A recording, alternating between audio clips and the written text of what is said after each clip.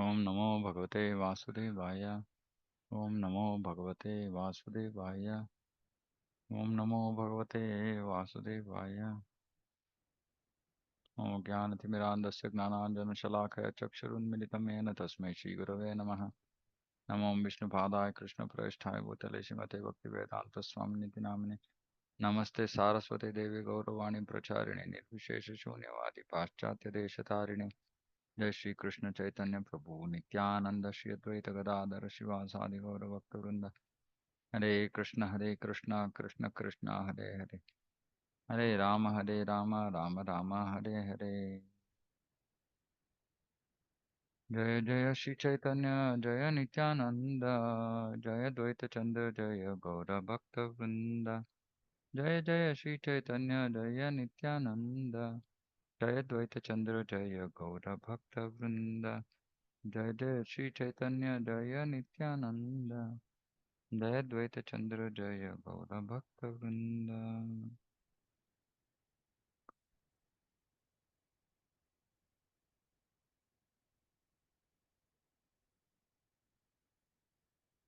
ಶ್ರೀ ಚೈತನ್ಯ ಚರಿತಾಮೃತ ಮಧ್ಯಲೀಲ ಅಧ್ಯಾಯ 1. ಪ್ರಭು ಶ್ರೀ ಚೈತನ್ಯರ ಅನಂತರದ ಲೀಲೆಗಳು.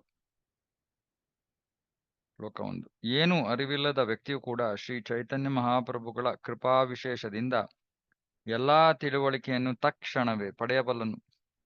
ಅದರಿಂದಾಗಿ ಅವರ ಅಹೇತುಕ ಕರುಣೆ ನನ್ನ ಮೇಲಿರಲಿ ಎಂಬುದಾಗಿ ಪ್ರಭುಗಳನ್ನು ನಾನು ಪ್ರಾರ್ಥಿಸುತ್ತಿದ್ದೇನೆ. ಚೈತನ್ಯ ಮಹಾಪ್ರಭುಗಳ ಕೃಪೆ ಇದ್ರೆ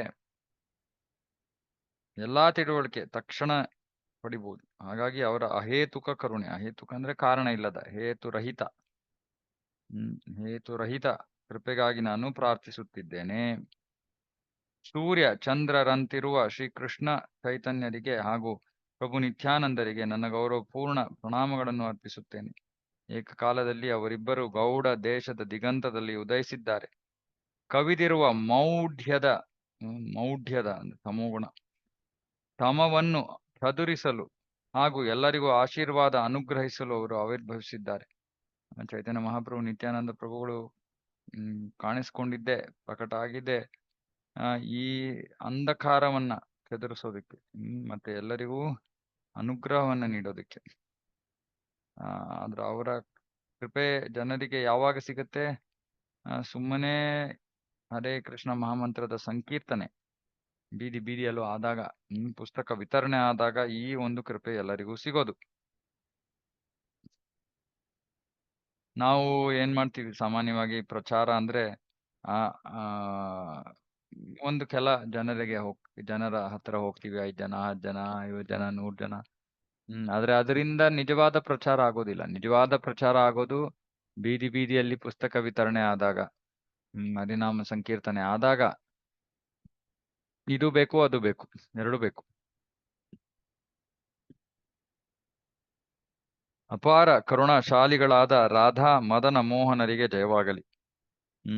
ನಾನು ಹೆಳವ ಮತ್ತು ಮಂದ ಬುದ್ಧಿಯುಳ್ಳವ, ಆದರೆ ರಾಧಾ ಮದನ ಮೋಹನರೇ ನನ್ನ ಮಾರ್ಗದರ್ಶಿಗಳು ಹಾಗೂ ಅವರ ಪಾದಾರವಿಂದಗಳೇ ನನಗೆ ಸರ್ವಸ್ವ. ತುಂಬಾ ಸುಂದರವಾದ ಶ್ಲೋಕ ಇದು. ಜಯತಾಂ ಸುರತೌ ಪಂಗುರ್ ಮಮ ಮಂದ ಮತಿರ್ಗತೆ ಮತ್ ಸರ್ವಸ್ವ ಪದಾಂಬೋಜವು ರಾಧಾ ಮದನ ಮೋಹನವು. ಇದು ಅಷ್ಟೇ. ದಿವ್ಯದ್ ಬೃಂದಾರಣ್ಯ ಕಲ್ಪದ್ರುಮದ ಶ್ರೀಮದ್ ರತ್ನಾಗಾರ ಸಿಂಹಾಸನಸ್ಥೌ ಶ್ರೀಮದ್ ರಾಧಾಶೀಲ ಗೋವಿಂದ ದೇವೋ ಪ್ರೇಷ್ಠಾಲಿವಿ ಸೇವೆ ಮಾನವ್ ಸ್ಮರಾಮಿ. ವೃಂದಾವನದಲ್ಲಿರುವ ಒಂದು ಆಭರಣಗಳ ಆಲಯದಲ್ಲಿ, ಆಭರಣಗಳ ಆಲಯದಲ್ಲಿ ಕಲ್ಪ ವೃಕ್ಷದ ಕೆಳಗೆ ಶ್ರೀ ರಾಧಾ ಗೋವಿಂದರು ತಮ್ಮ ಆಪ್ತ ಅಂತರಂಗ ಭಕ್ತರಿಂದ ಸೇವೆಗೊಳ್ಳುತ್ತ ಥಳಥಳನೆ ಮಿನುಗುವ ಒಂದು ಸಿಂಹಾಸನದ ಮೇಲೆ ಕುಳಿತಿದ್ದಾರೆ. ಅವರಿಗೆ ನಾನು ನನ್ನ ನಮ್ರತೆಯೊಡಗೂಡಿದ ಪ್ರಣಾಮಗಳನ್ನು ಸಮರ್ಪಿಸುತ್ತೇನೆ. ಸೊ ರಾಧಾಕೃಷ್ಣರ ಆಧ್ಯಾತ್ಮಿಕ ಜಗತ್ತಿನಲ್ಲಿನ ಒಂದು ಚಿತ್ರ ಇದು. ವೃಂದಾವನದಲ್ಲಿ ಇರುವ ಒಂದು ಆಭರಣಗಳ ಆಲಯದಲ್ಲಿ ಕಲ್ಪ ವೃಕ್ಷದ ಕೆಳಗೆ ಒಂದು ರತ್ನ ಖಚಿತವಾದ ಸಿಂಹಾಸನ, ಅದ ಮೇಲೆ ರಾಧಾ ಗೋವಿಂದ ತಮ್ಮ ಆಪ್ತ ಅಂತರಂಗ ಭಕ್ತರೊಂದಿಗೆ ಅಲ್ಲಿ ಸೇವೆ ಸ್ವೀಕರಿಸ್ತಾ ಅಲ್ಲಿ ಇದ್ದಾರೆ. ಶ್ರೀಮಾನ್ ರಾಸರ ಸಾರಂಭಿ ವಂಶಿ ವಟ ತಟಸ್ಥಿತಃ ಕರ್ಷನ್ ವೇಣುರ್ ಸ್ವನೇರ್ ಗೋಪೀರ್ ಗೋಪೀನಾಥ ಶ್ರೀಯೇಸ್ತುನಃ. ಯಾರು ತನ್ನ ದಿವ್ಯ ಮುರಳಿ ನಾದಗೀತದಿಂದ ಎಲ್ಲಾ ಗೋಪಿಕಾ ಸ್ತ್ರೀಯರನ್ನು ತನ್ನೆಡೆಗೆ ಆಕರ್ಷಿಸುವನೋ, ಯಾರು ಯಮುನೆಯ ತೀರದ ವಂಶೀವಟ ಸ್ಥಳದಲ್ಲಿ ತನ್ನ ಅತೀವ ಮಧುರ ರಾಸ ನೃತ್ಯವನ್ನು ಆರಂಭಿಸಿರುವನೋ, ಅಂತಹ ಶ್ರೀ ಗೋಪೀನಾಥನು ನಮ್ಮೆಲ್ಲರ ಮೇಲೆ ಕೃಪೆಯುಳ್ಳವನಾಗಲಿ. ಇಲ್ಲಿ 3 ಭಗವಂತನ ವಿಗ್ರಹಗಳ ರೂಪಗಳ ವರ್ಣನೆ. ಮೊದಲನೇದು ಮದನ ಮೋಹನ, ಅವರು ಸಂಬಂಧ ವಿಗ್ರಹ. ಆಮೇಲೆ ಎರಡನೇದು ಗೋವಿಂದ ಅವಿಧೇಯ ವಿಗ್ರಹ ಮತ್ತು ಗೋಪೀನಾಥ ಪ್ರಯೋಜನ ವಿಗ್ರಹ. ಆರಂಭಿಕ ಹಂತದಲ್ಲಿ ಎಲ್ಲರೂ ಮದನ ಮೋಹನರನ್ನ ಆರಾಧಿಸಬೇಕು. ಅವರನ್ನ ಆರಾಧಿಸೋದ್ರಿಂದ ನಮ್ಮ ಸಂಬಂಧ, ಭಗವಂತನಿಗೂ ನಮಗೂ ಇರೋ ಸಂಬಂಧ ಏನು ಅಂತ ಗೊತ್ತಾಗುತ್ತೆ. ಆಮೇಲೆ ನಾವು ಗೋವಿಂದನ ಆರಾಧನೆಯನ್ನ ಮಾಡಬೇಕು. ಆಗ ಅಭಿಧೇಯ ಭಕ್ತಿ ಸೇವೆಯ ಪ್ರಕ್ರಿಯೆಯನ್ನ ನಾವು ಸ್ವೀಕರಿಸಿ ಅದನ್ನ ಪಾಲನೆ ಮಾಡ್ತೀವಿ. ಅಂತಿಮವಾಗಿ ಪರಿಪೂರ್ಣತೆ ಅಂದ್ರೆ ಗೋಪಿನಾಥನ ಆರಾಧನೆ. ಗೋಪಿನಾಥ ಅಂದ್ರೆ ಯಾರು? ಗೋಪಿಯರನಾಥ. ಗೋಪಿಕೆಯರನ್ನ ಯಾರು ಆಕರ್ಷಿಸುತ್ತಾನೋ ತನ್ನ ದಿವ್ಯ ಮುರಳೀನಾದ ಗೀತದಿಂದ, ಅವನ ಕೊಳಲನ್ನ ಊದುವುದರಿಂದ ಅವನು ಎಲ್ಲಾ ಗೋಪಿಕೆಯರನ್ನ ಆಕರ್ಷಿಸ್ತಾನೆ. ಅಂತಹ ಗೋಪಿನಾಥನಿಂದ ಆತನಿಗೆ ನಮ್ಮ ಆರಾಧನೆಯನ್ನ ನಾವು ಅರ್ಪಿಸಬೇಕು. ಅವನಿಂದ ಆಕರ್ಷಿತರಾಗಬೇಕು ನಾವು. ಇದು ನಮ್ಮ ಗೌಡಿಯ ವೈಷ್ಣವ ಪರಂಪರೆಯಲ್ಲಿ ಇದು ನಾವು ಸಾಧನೆ ಮಾಡ್ಬೇಕಾಗಿರುವಂತಹ ಹಂತ.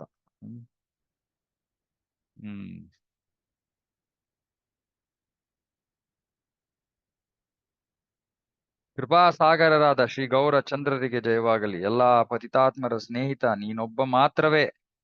ಓ ಸಚಿದೇವೆಯ ಪುತ್ರನೇ, ನಿನಗೆ ಜಯವಾಗಲಿ. ಎಲ್ಲಾ ಪತಿತಾತ್ಮರ ಸ್ನೇಹಿತ ಚೈತನ್ಯ ಮಹಾಪ್ರಭು. ಪ್ರಭು ನಿತ್ಯಾನಂದ ಅದ್ವೈತ ಚಂದ್ರ ಪ್ರಭುಗಳಿಗೆ ಎಲ್ಲಾ ಜಯವಾಗಲಿ. ಶ್ರೀವಾಸ ಠಾಕೂರರು ಮುಖ್ಯರಾಗಿರುವ ಚೈತನ್ಯರ ಭಕ್ತರಿಗೆ ಜಯವಾಗಲಿ. ಯಾವ ಆದಿ ಲೀಲೆಗಳು ಬೃಂದಾವನ ದಾಸ ಠಾಕೂರರಿಂದ ಪೂರ್ತಿ ವರ್ಣಿತವಾಗಿವೆಯೋ ಅವುಗಳನ್ನು ನಾನು ಸಾರ ಸಂಗ್ರಹದಲ್ಲಿ ಹಿಂದೆ ವಿವರಿಸಿದ್ದೇನೆ. ನಾನು ಆ ಘಟನೆಗಳ ಸಾರಾಂಶವನ್ನು ಮಾತ್ರ ನೀಡಿದ್ದೇನೆ ಹಾಗೂ ಯಾವುದೇ ಸಂಬಂಧಿಸಿದ ವಿಶೇಷಗಳಾಗಲಿ ಅವೆಲ್ಲವನ್ನೂ ಸಾರಾಂಶದಲ್ಲೇ ನೀಡಲಾಗಿದೆ. ಈ ಚೈತನ್ಯ ಮಹಾಪ್ರಭುಗಳ ಅಪರಿಮಿತ ಲೀಲೆಗಳನ್ನು ವರ್ಣಿಸಲು ಸಾಧ್ಯವಿಲ್ಲ. ಆದರೆ ಈಗ ನಾನು ಕೆಲವು ಮುಖ್ಯ ಸಂಗತಿಗಳನ್ನು ಹೇಳಲು ಬಯಸುತ್ತೇನೆ ಹಾಗೂ ಪ್ರಭು ಚೈತನ್ಯರ ಅಂತಿಮ ಲೀಲೆಗಳ ಸಾರಾಂಶವನ್ನು ಕೂಡ ನೀಡುತ್ತೇನೆ. ಇಲ್ಲ ವೃಂದಾವನ ದಾಸ ಠಾಕೂರರು ತಮ್ಮ ಗ್ರಂಥವಾದ ಚೈತನ್ಯ ಮಂಗಲದಲ್ಲಿ ಯಾವುದನ್ನು ವಿಸ್ತಾರವಾಗಿ ವರ್ಣಿಸಿದ್ದಾರೆಯೋ ಆ ಭಾಗದ ಸಾರ ಸಂಗ್ರಹವನ್ನಷ್ಟೇ ನಾನು ವರ್ಣಿಸುತ್ತೇನೆ. ಹೀಗಿದ್ದರೂ ಪ್ರಮುಖವಾದ ಘಟನೆಗಳನ್ನು ಅನಂತರ ವಿಶದವಾಗಿ ಬಣ್ಣಿಸುವೆ. ವಾಸ್ತವವಾಗಿ ಶ್ರೀ ಚೈತನ್ಯ ಮಹಾಪ್ರಭುಗಳ ಲೀಲೆಗಳನ್ನು ಅಧಿಕೃತವಾಗಿ ಸಂಕಲಿಸಿದವರು ವ್ಯಾಸದೇವನ ಅವತಾರ ಸ್ವರೂಪರಾದ ವೃಂದಾವನ ದಾಸ ಠಾಕೂರರು. ಅವರ ಆಣತಿಯ ಮೇರೆಗೆ ಮಾತ್ರವೇ ಆತ ತಿಂದುಳಿಸಿದ ಆಹಾರವನ್ನು ನಾನು ತಿನ್ನಲು ಪ್ರಯತ್ನಿಸುತ್ತಿದ್ದೇನೆ. ಆತನ ಚರಣಾರವಿಂದಗಳನ್ನು ಅತೀವ ಭಕ್ತಿಯಿಂದ ನನ್ನ ತಲೆಯ ಮೇಲೆ ಇರಿಸಿಕೊಳ್ಳುತ್ತಾ ಈಗ ನಾನು ಪ್ರಭುವಿನ ಅಂತಿಮ ಲೀಲೆಗಳನ್ನು ಸಂಗ್ರಹವಾಗಿ ವರ್ಣಿಸುತ್ತೇನೆ. 24 ವರ್ಷಗಳ ಪ್ರಭು ಚೈತನ್ಯರು ಮನೆಯಲ್ಲಿದ್ದರು ಹಾಗೂ 24 ವರ್ಷ ಕಾಲ ಪ್ರಭು ಚೈತನ್ಯರು ಮನೆಯಲ್ಲಿದ್ದರು ಹಾಗೂ ಆ ಅವಧಿಯಲ್ಲಿ ಅವರು ಏನೇನು ಲೀಲಾ ವಿನೋದಗಳನ್ನು ನಡೆಸಿದರೋ ಅವನ್ನು ಆದಿ ಲೀಲೆಗಳೆಂದು ಕರೆಯುತ್ತಾರೆ. ಮೊದಲ 24 ವರ್ಷಗಳಲ್ಲಿ ನಡೆದಿರುವಂತಹ ಎಲ್ಲ ಘಟನೆಗಳು ಆದಿ ಲೀಲಾ. ಅವರ 24 ವಯಸ್ಸಿನ ಅಂತ್ಯದಲ್ಲಿ ಮಾಘ ಮಾಸದ ಶುಕ್ಲ ಪಕ್ಷದಲ್ಲಿ ಪ್ರಭು ಚೈತನ್ಯರು ಸನ್ಯಾಸವನ್ನು ಸ್ವೀಕರಿಸಿದರು. 24 ವಯಸ್ಸಿನ ಅಂತ್ಯದಲ್ಲಿ ಮಾಘ ಮಾಸದ ಶುಕ್ಲ ಪಕ್ಷದಲ್ಲಿ ಸನ್ಯಾಸವನ್ನು ಸ್ವೀಕರಿಸಿದರು. ಸನ್ಯಾಸ ಸ್ವೀಕರಿಸಿಯಾದ ಮೇಲೆ ಪ್ರಭು ಚೈತನ್ಯರು ಲೋಕದಲ್ಲಿ ಇನ್ನೂ 24 ವರ್ಷಗಳಿದ್ದರು. ಈ ಅವಧಿಯಲ್ಲಿಯೇ ಅವರು ಯಾವ ಲೀಲೆಗಳನ್ನು ನಡೆಸಿದರೋ ಅವುಗಳು ಅವರ ಬದುಕಿನ ಲೀಲೆಗಳು ಅಥವಾ ಶೇಷ ಲೀಲೆಗಳೆಂದು ಕರೆಯಲ್ಪಡುತ್ತವೆ. ಪ್ರಭು ಶ್ರೀ ಚೈತನ್ಯರ ಬದುಕಿನ ಕಡೆಯ 24 ವರ್ಷಗಳ ಅವಧಿಯಲ್ಲಿ ಸಂಭವಿಸುವ ಲೀಲೆಗಳನ್ನು ಮಧ್ಯಲೀಲೆ ಹಾಗೂ ಅಂತಿಮ ಲೀಲೆಗಳೆಂದು ಕರೆಯುತ್ತಾರೆ. 24 ವರ್ಷ, ಮೊದಲ 24 ವರ್ಷ ಆದಿಲೀಲಾ, ಕೊನೆಯ 24 ವರ್ಷಗಳಲ್ಲಿ 2 ಭಾಗಗಳಿದೆ, ಮಧ್ಯಲೀಲಾ, ಅಂತ್ಯಲೀಲಾ. ಪ್ರಭುಗಳ ಎಲ್ಲಾ ಭಕ್ತರು ಅವರ ಲೀಲೆಗಳನ್ನು ಈ ವಿಭಾಗಗಳಿಗನುಸಾರವಾಗಿಯೇ ಗುರುತಿಸುತ್ತಾರೆ. ತಮ್ಮ ಬದುಕಿನ ಕಡೆಯ 24 ವರ್ಷಗಳಲ್ಲಿ 6 ವರ್ಷಗಳ ಕಾಲ ಶ್ರೀ ಚೈತನ್ಯ ಮಹಾಪ್ರಭುಗಳು ಭಾರತವಿಡೀ ಪರ್ಯಟನ ಮಾಡಿದರು. ಜಗನ್ನಾಥಪುರಿ ಕ್ಷೇತ್ರದಿಂದ ಬಂಗಾಳಕ್ಕೆ ಹಾಗೂ ಕನ್ಯಾಕುಮಾರಿಯಿಂದ ವೃಂದಾವನ ಧಾಮಕ್ಕೆ ಪ್ರವಾಸಗೈದರು. 6 ವರ್ಷಗಳು. ಕೊನೆಯ 24 ವರ್ಷಗಳಲ್ಲಿ 6 ವರ್ಷಗಳು ಏನ್ ಮಾಡಿದ್ರು? ಅವರು ಭಾರತವಿಡೀ ಪರ್ಯಟನ ಮಾಡಿದ್ರು. ಜಗನ್ನಾಥಪುರಿಯಿಂದ ಬಂಗಾಳ, ಆಮೇಲೆ ಕನ್ಯಾಕುಮಾರಿಯಿಂದ ವೃಂದಾವನ. ಆ ಸ್ಥಳಗಳಲ್ಲಿ ಪ್ರಭು ಚೈತನ್ಯರು ನಡೆಸಿದ ಎಲ್ಲಾ ಲೀಲಾ ವಿನೋದಗಳು ಮಧ್ಯಲೀಲಾ ಎಂದು ತಿಳಿಯಲಾಗಿದೆ. 6 ವರ್ಷಗಳ ಕಾಲ ಏನ್ ನಡೀತೋ ಅದು ಮಧ್ಯಲೀಲಾ. ಪ್ರಭುಗಳು ತಮ್ಮ ಬದುಕಿನ ಲೀಲೆಗಳೇನು ನಡೆಸಿದರೋ ಅವುಗಳನ್ನು ಅಂತ್ಯಲೀಲಾ ಎಂದು ಕರೆಯಲಾಗಿದೆ. ಪ್ರಭು ಶ್ರೀ ಚೈತನ್ಯರ ಲೀಲೆಗಳು 3 ಅವಧಿಗಳಲ್ಲಿ ವಿಭಜಿತ ಆಗಿವೆ: ಆದಿಲೀಲಾ, ಮಧ್ಯಲೀಲಾ, ಅಂತ್ಯಲೀಲಾ.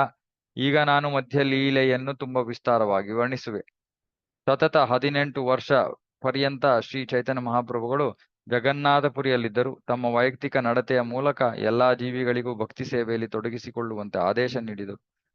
ಜಗನ್ನಾಥಪುರಿಯಲ್ಲಿದ್ದ 18 ವರ್ಷಗಳಲ್ಲಿ ಶ್ರೀ ಚೈತನ್ಯ ಮಹಾಪ್ರಭುಗಳು ತಮ್ಮ ಅನೇಕ ಭಕ್ತರ ಸಂಗಡ 6 ವರ್ಷವಿದ್ದರು.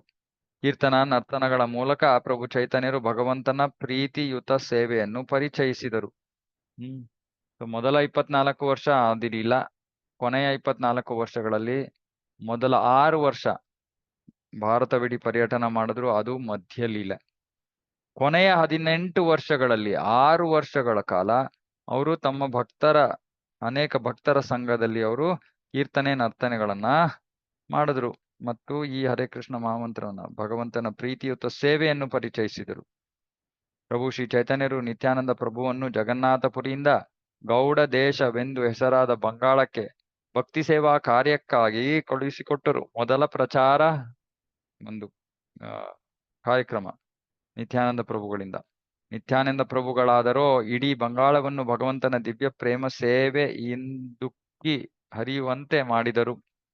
ನಿತ್ಯಾನಂದ ಪ್ರಭುಗಳು ಬಂಗಾಳದಲ್ಲಿ ಪ್ರಚಾರ ಮಾಡಿ ಈ ಒಂದು ದಿವ್ಯ ಪ್ರೇಮ ಸೇವೆ ಉಕ್ಕಿ ಹರಿಯುವಂತೆ ಮಾಡಿದರು. ನಿತ್ಯಾನಂದ ಪ್ರಭುಗಳು ಸಹಜವಾಗಿಯೇ ಕೃಷ್ಣನ ದಿವ್ಯ ಪ್ರೇಮದ ಸೇವೆ ನಡೆಸಲು ತುಂಬಾ ಸ್ಫೂರ್ತಿಯುಳ್ಳಂತವರು. ಈಗ ಶ್ರೀ ಚೈತನ್ಯ ಮಹಾಪ್ರಭುಗಳ ಆಜ್ಞೆಯ ಮೇರೆಗೆ ಪ್ರೀತಿಯ ಸೇವೆಯನ್ನು ಎಲ್ಲೆಲ್ಲೂ ಪ್ರತಿಯೊಂದೆಡೆಯೂ ಪ್ರಸರಿಸಿದರು. ಯಾರು ದಯಾಮಯನಾದ ಶ್ರೀ ಚೈತನ್ಯ ಮಹಾಪ್ರಭುವಿನ ದಿವ್ಯವಾದ ಭಕ್ತಿ ಸೇವೆಯನ್ನು ಇಡೀ ಜಗತ್ತೆಲ್ಲ ಹಬ್ಬುವಂತೆ ಮಾಡುವರೋ ಅಂತಹ ಶ್ರೀ ನಿತ್ಯಾನಂದ ಪ್ರಭುಗಳ ಪಾದ ಕಮಲಗಳಲ್ಲಿ ನಾನು ಅನಂತ ಪ್ರಣಾಮಗಳನ್ನು ಸಮರ್ಪಿಸುತ್ತೇನೆ. ಭಕ್ತಿ ಪ್ರಚಾರ ಆಗಬೇಕು ಅಂದ್ರೆ ಅದು ನಿತ್ಯಾನಂದ ಪ್ರಭುಗಳ ಕೃಪೆ. ಚೈತನ್ಯ ಪ್ರಭುಗಳು ನಿತ್ಯಾನಂದ ಪ್ರಭುಗಳನ್ನು ತಮ್ಮ ಅಣ್ಣನೆಂದು ಕರೆದರೆ ನಿತ್ಯಾನಂದ ಪ್ರಭುಗಳು ಶ್ರೀ ಚೈತನ್ಯರನ್ನು ತಮ್ಮ ಪರಮ ಪ್ರಭುವೆಂದೇ ಕರೆಯುತ್ತಿದ್ದರು. ಶ್ರೀ ನಿತ್ಯಾನಂದ ಪ್ರಭುಗಳು ಸ್ವಯಂ ಬಲರಾಮನೇ ಆದರೂ ತಾವು ಸದಾ ಶ್ರೀ ಚೈತನ್ಯ ಮಹಾಪ್ರಭುಗಳ ಕಿಂಕರನೆಂಬುದಾಗಿ ಆಲೋಚಿಸುತ್ತಾರೆ. ನಿತ್ಯಾನಂದ ಪ್ರಭುಗಳು ಪ್ರತಿಯೊಬ್ಬರನ್ನು ಕೇಳಿಕೊಂಡರು, ಶ್ರೀ ಚೈತನ್ಯ ಪ್ರಭುಗಳನ್ನು ಸೇವಿಸಿರಿ, ಅವರ ವೈಭವವನ್ನು ಕುರಿತು ಹಾಡಿರಿ ಹಾಗೂ ಅವರ ನಾಮಾವಳಿಯನ್ನು ಉಚ್ಚರಿಸಿ. ಚೈತನ್ಯ ಸೇವಾ, ಚೈತನ್ಯ ಗಾವ್, ಲೋಯ್ ಚೈತನ್ಯ ನಾಮ. ಚೈತನ್ಯರ ಸೇವೆ, ಚೈತನ್ಯರ ಬಗ್ಗೆ ಗುಣಗಾನ ಮತ್ತು ಚೈತನ್ಯರ ನಾಮವನ್ನು ತೆಗೆದುಕೊಳ್ಳಿ. ಚೈತನ್ಯ ಏ ಭಕ್ತಿ ಕರೆ ಸೇ ಮೋರ ಪ್ರಾಣ. ಚೈತನ್ಯ ಮಹಾಪ್ರಭುಗಳಲ್ಲಿ ಯಾರು ಭಕ್ತಿಯುತ ಕೈಂಕರ್ಯವನ್ನು ಸಲ್ಲಿಸುತ್ತಾರೋ ಆತ ತನ್ನ ಜೀವ ಹಾಗೂ ಆತ್ಮ ಎಂಬುದಾಗಿ ನಿತ್ಯಾನಂದ ಪ್ರಭುಗಳು ಪರಿಗಣಿಸಿದರು. ಸೊ ಯಾರು ಚೈತನ್ಯ ಮಹಾಪ್ರಭುಗಳ ಸೇವೆಯಲ್ಲಿ ತೊಡಗ್ತಾರೋ ಅವರು ನಿತ್ಯಾನಂದ ಪ್ರಭುಗಳಿಗೆ ಹೇಳ್ತಾ ಇದ್ದಾರೆ, ಸೇಮ್ ಅವರ ಪ್ರಾಣ, ನನ್ನ ಪ್ರಾಣ ಮತ್ತು ಆತ್ಮ. ಯಾರು ಚೈತನ್ಯ ಮಹಾಪ್ರಭುಗಳಿಗೆ ಸೇವೆಯನ್ನು ಸಲ್ಲಿಸ್ತಾರೋ ಅವರು ನಿತ್ಯಾನಂದ ಪ್ರಭುಗಳಿಗೆ ಬಹಳ ಪ್ರಿಯರಾದವರು. ಈ ರೀತಿಯಲ್ಲಿ ಶ್ರೀಲ ನಿತ್ಯಾನಂದ ಪ್ರಭುಗಳು ಶ್ರೀ ಚೈತನ್ಯ ಮಹಾಪ್ರಭುಗಳ ಪಂಥವನ್ನು ಯಾವುದೇ ಭೇದ ಭಾವವಿಲ್ಲದೆ ಪ್ರತಿಯೊಬ್ಬರಿಗೂ ಪರಿಚಯಿಸಿದರು. ಜನರು ಪತಿತಾತ್ಮರಾಗಲಿ ಪಾಷಂಡಿಗಳಾಗಲಿ ಅವರೆಲ್ಲರೂ ಈ ವಿಧಾನದಿಂದ ವಿಮುಕ್ತರಾದರು. ಅನಂತರ ಪ್ರಭು ಚೈತನ್ಯರು ಶ್ರೀಲ ರೂಪ ಗೋಸ್ವಾಮಿ ಹಾಗೂ ಶ್ರೀಲ ಸನಾತನ ಗೋಸ್ವಾಮಿ ಎಂಬುವ ಇಬ್ಬರು ಸೋದರರನ್ನು ಬ್ರಜಧಾಮಕ್ಕೆ ಕಳಿಸಿದರು. ಪ್ರಭು ಶ್ರೀ ಚೈತನ್ಯರ ಆಣತಿಯಂತೆ ಸೋದರರಿಬ್ಬರೂ ಶ್ರೀ ವೃಂದಾವನಕ್ಕೆ ಸಾಗಿದರು. ನಿತ್ಯಾನಂದ ಪ್ರಭುಗಳು ಬಂಗಾಲದಲ್ಲಿ ಹೋಗಿ ಪ್ರಚಾರ ಮಾಡ್ತಾರೆ. ಆಮೇಲೆ ರೂಪ ಗೋಸ್ವಾಮಿ ಸನಾತನ ಗೋಸ್ವಾಮಿ ಅವರು ಬ್ರಜಧಾಮಕ್ಕೆ ಬರ್ತಾರೆ. ಬೃಂದಾವನಕ್ಕೆ ತೆರಳಿದ ನಂತರ ಸೋದರರು ಭಕ್ತಿ ಸೇವೆಯನ್ನು ಬೋಧಿಸಿದರು ಹಾಗೂ ಅನೇಕ ಯಾತ್ರಾ ಸ್ಥಳಗಳನ್ನು ಪತ್ತೆ ಹಚ್ಚಿದರು. ವಿಶೇಷವಾಗಿ ಅವರು ಶ್ರೀ ಮದನ ಮೋಹನ ಗೋವಿಂದರ ಭಕ್ತಿ ಸೇವೆಯನ್ನು ಪ್ರವರ್ತನಗೊಳಿಸಿದರು. ರೂಪ ಗೋಸ್ವಾಮಿ ಮತ್ತು ಸನಾತನ ಗೋಸ್ವಾಮಿ ಇಬ್ಬರು ಸೋದರರು ಅನೇಕ ಧರ್ಮ ಗ್ರಂಥಗಳನ್ನು ವೃಂದಾವನ ಧಾಮಕ್ಕೆ ತಂದು ಭಕ್ತಿ ಸೇವೆಯ ಬಗ್ಗೆ ಇರುವ ಹಲವಾರು ಗ್ರಂಥಗಳನ್ನು ಸಂಕಲಿಸಿ ಅವುಗಳ ಸಾರ ಸಂಗ್ರಹವನ್ನು ಮಾಡಿದರು. ಈ ರೀತಿಯಲ್ಲಿ ಅವರು ಮೂರ್ಖರನ್ನು ಪತಿತಾತ್ಮರನ್ನು ಉದ್ಧಾರ ಮಾಡಿದರು.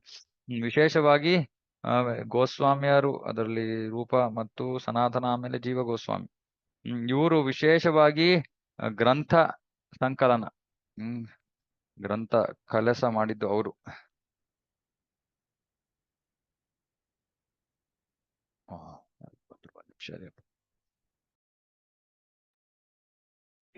ನಿಗೂಢವಾದ ವೇದ ಸಾಹಿತ್ಯವೆಲ್ಲದರ ವಿಶ್ಲೇಷಣಾತ್ಮಕ ಅಧ್ಯಯನದ ಆಧಾರದ ಮೇಲೆ ಗೋಸ್ವಾಮಿ ಅವರು ಕೃಷ್ಣ ಭಕ್ತಿ ಸೇವೆ ಬೋಧನಾ ಕಾರ್ಯವನ್ನು ಮುಂದುವರಿಸಿದರು. ಶ್ರೀ ಚೈತನ್ಯ ಮಹಾಪ್ರಭುಗಳ ಆಜ್ಞೆಗನುಸಾರವಾಗಿಯೇ ಈ ಕಾರ್ಯ ಸಾಗಿದ್ದು. ಹೀಗೆ ಯಾರೇ ಆಗಲಿ ಶ್ರೀ ವೃಂದಾವನ ಧಾಮದ ತುಂಬಾ ಗೂಢವಾದ ಭಕ್ತಿ ಸೇವೆಯನ್ನು ಅರಿಯಲು ಸಾಧ್ಯ. ಚೈತನ್ಯ ಮಹಾಪ್ರಭುಗಳು ತಾವೇ ಕೇವಲ ಶಿಕ್ಷಾಷ್ಟಕವನ್ನ ಮಾತ್ರ ಕೊಟ್ರು, 8 ಶ್ಲೋಕಗಳನ್ನ ಮಾತ್ರ ಕೊಟ್ರು. ಮತ್ತೆ ನಮ್ಮ ಗೌಡಿಯ ಸಂಪ್ರದಾಯಕ್ಕೆ ಬೇಕಾಗಿರುವಂತಹ ಎಲ್ಲಾ ಸಾಹಿತ್ಯ ಶಾಸ್ತ್ರಗಳನ್ನ ಅವರು ಗೋಸ್ವಾಮಿಯರ ಮೂಲಕ ಬರ್ಸಿದ್ದು. ಗೋಸ್ವಾಮಿಯರು ಏನ್ ಮಾಡಿದ್ರು, ನಿಗೂಢವಾದ ವೇದ ಸಾಹಿತ್ಯ ಎಲ್ಲದರ ಆಧಾರದ ಮೇಲೆ, ಸುಮ್ನೆ ತಮಗೆ ಮನಸ್ಸಿಗೆ ಬಂದಂಗೆ ಮಾಡಿದ್ದಲ್ಲ, ವೇದ ಸಾಹಿತ್ಯದ ಆಧಾರದ ವಿಶ್ಲೇಷಣಾತ್ಮಕ ಅಧ್ಯಯನದ ಆಧಾರದ ಮೇಲೆ ಅವರು ಕೃಷ್ಣ ಭಕ್ತಿ ಸೇವೆ ಬೋಧನಾ ಕಾರ್ಯವನ್ನು ಮುಂದುವರಿಸಿದರು. ಅವರು ಬರೆದಿದ್ದಂತಹ ಎಲ್ಲಾ ಪುಸ್ತಕಗಳು ವೇದ ಶಾಸ್ತ್ರದ ವಿಶ್ಲೇಷಣಾತ್ಮಕ ಅಧ್ಯಯನದ ಆಧಾರದ ಮೇಲೆ, ಅಂದ್ರೆ ಸಾಕಷ್ಟು ಕೂಲಂಕುಷವಾಗಿ ಅವರು ಅಧ್ಯಯನ ಮಾಡಿ ಕೃಷ್ಣ ಭಕ್ತಿ ಅಂದ್ರೆ ಏನು, ಅದನ್ನ ಹೇಗ್ ಮಾಡ್ಬೇಕು ಇತ್ಯಾದಿ ಎಲ್ಲಾ ವಿಷಯಗಳನ್ನು ಕೂಡ ಅವರು ಬರೀತಾರೆ. ಎಷ್ಟೊಂದು ಜನ ಹೇಳ್ತಾರೆ, ನೀವು ಗೌಡಿಯ ಪರಂಪರೆ ಅಂದ್ರೆ ಅದಕ್ಕೂ ಏನೋ ನಿಮ್ಗೆ ಇಷ್ಟ ಬಂದಿದ್ ಮಾಡ್ತೀರಾ ಅಂತ.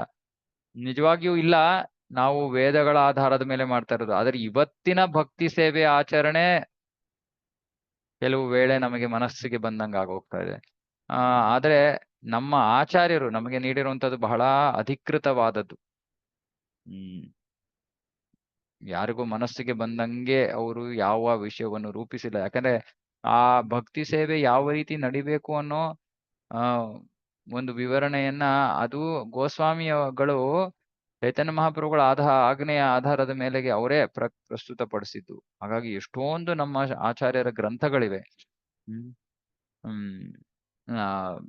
ಬೃಂದಾವನದಲ್ಲಿ ಮದನ ಮೋಹನ ದೇವಸ್ಥಾನದ ಕೆಳಗಡೆ ಗ್ರಂಥ ಸಮಾಧಿ ಅಂತ ಇದೆ. ಅಷ್ಟು ಗ್ರಂಥಗಳಿವೆ. ಅವೆಲ್ಲವನ್ನು ಸಮಾಧಿಯ ಸ್ಥಿತಿಯಲ್ಲಿ ಇರಿಸಿದ್ರು. ಯಾಕೆ?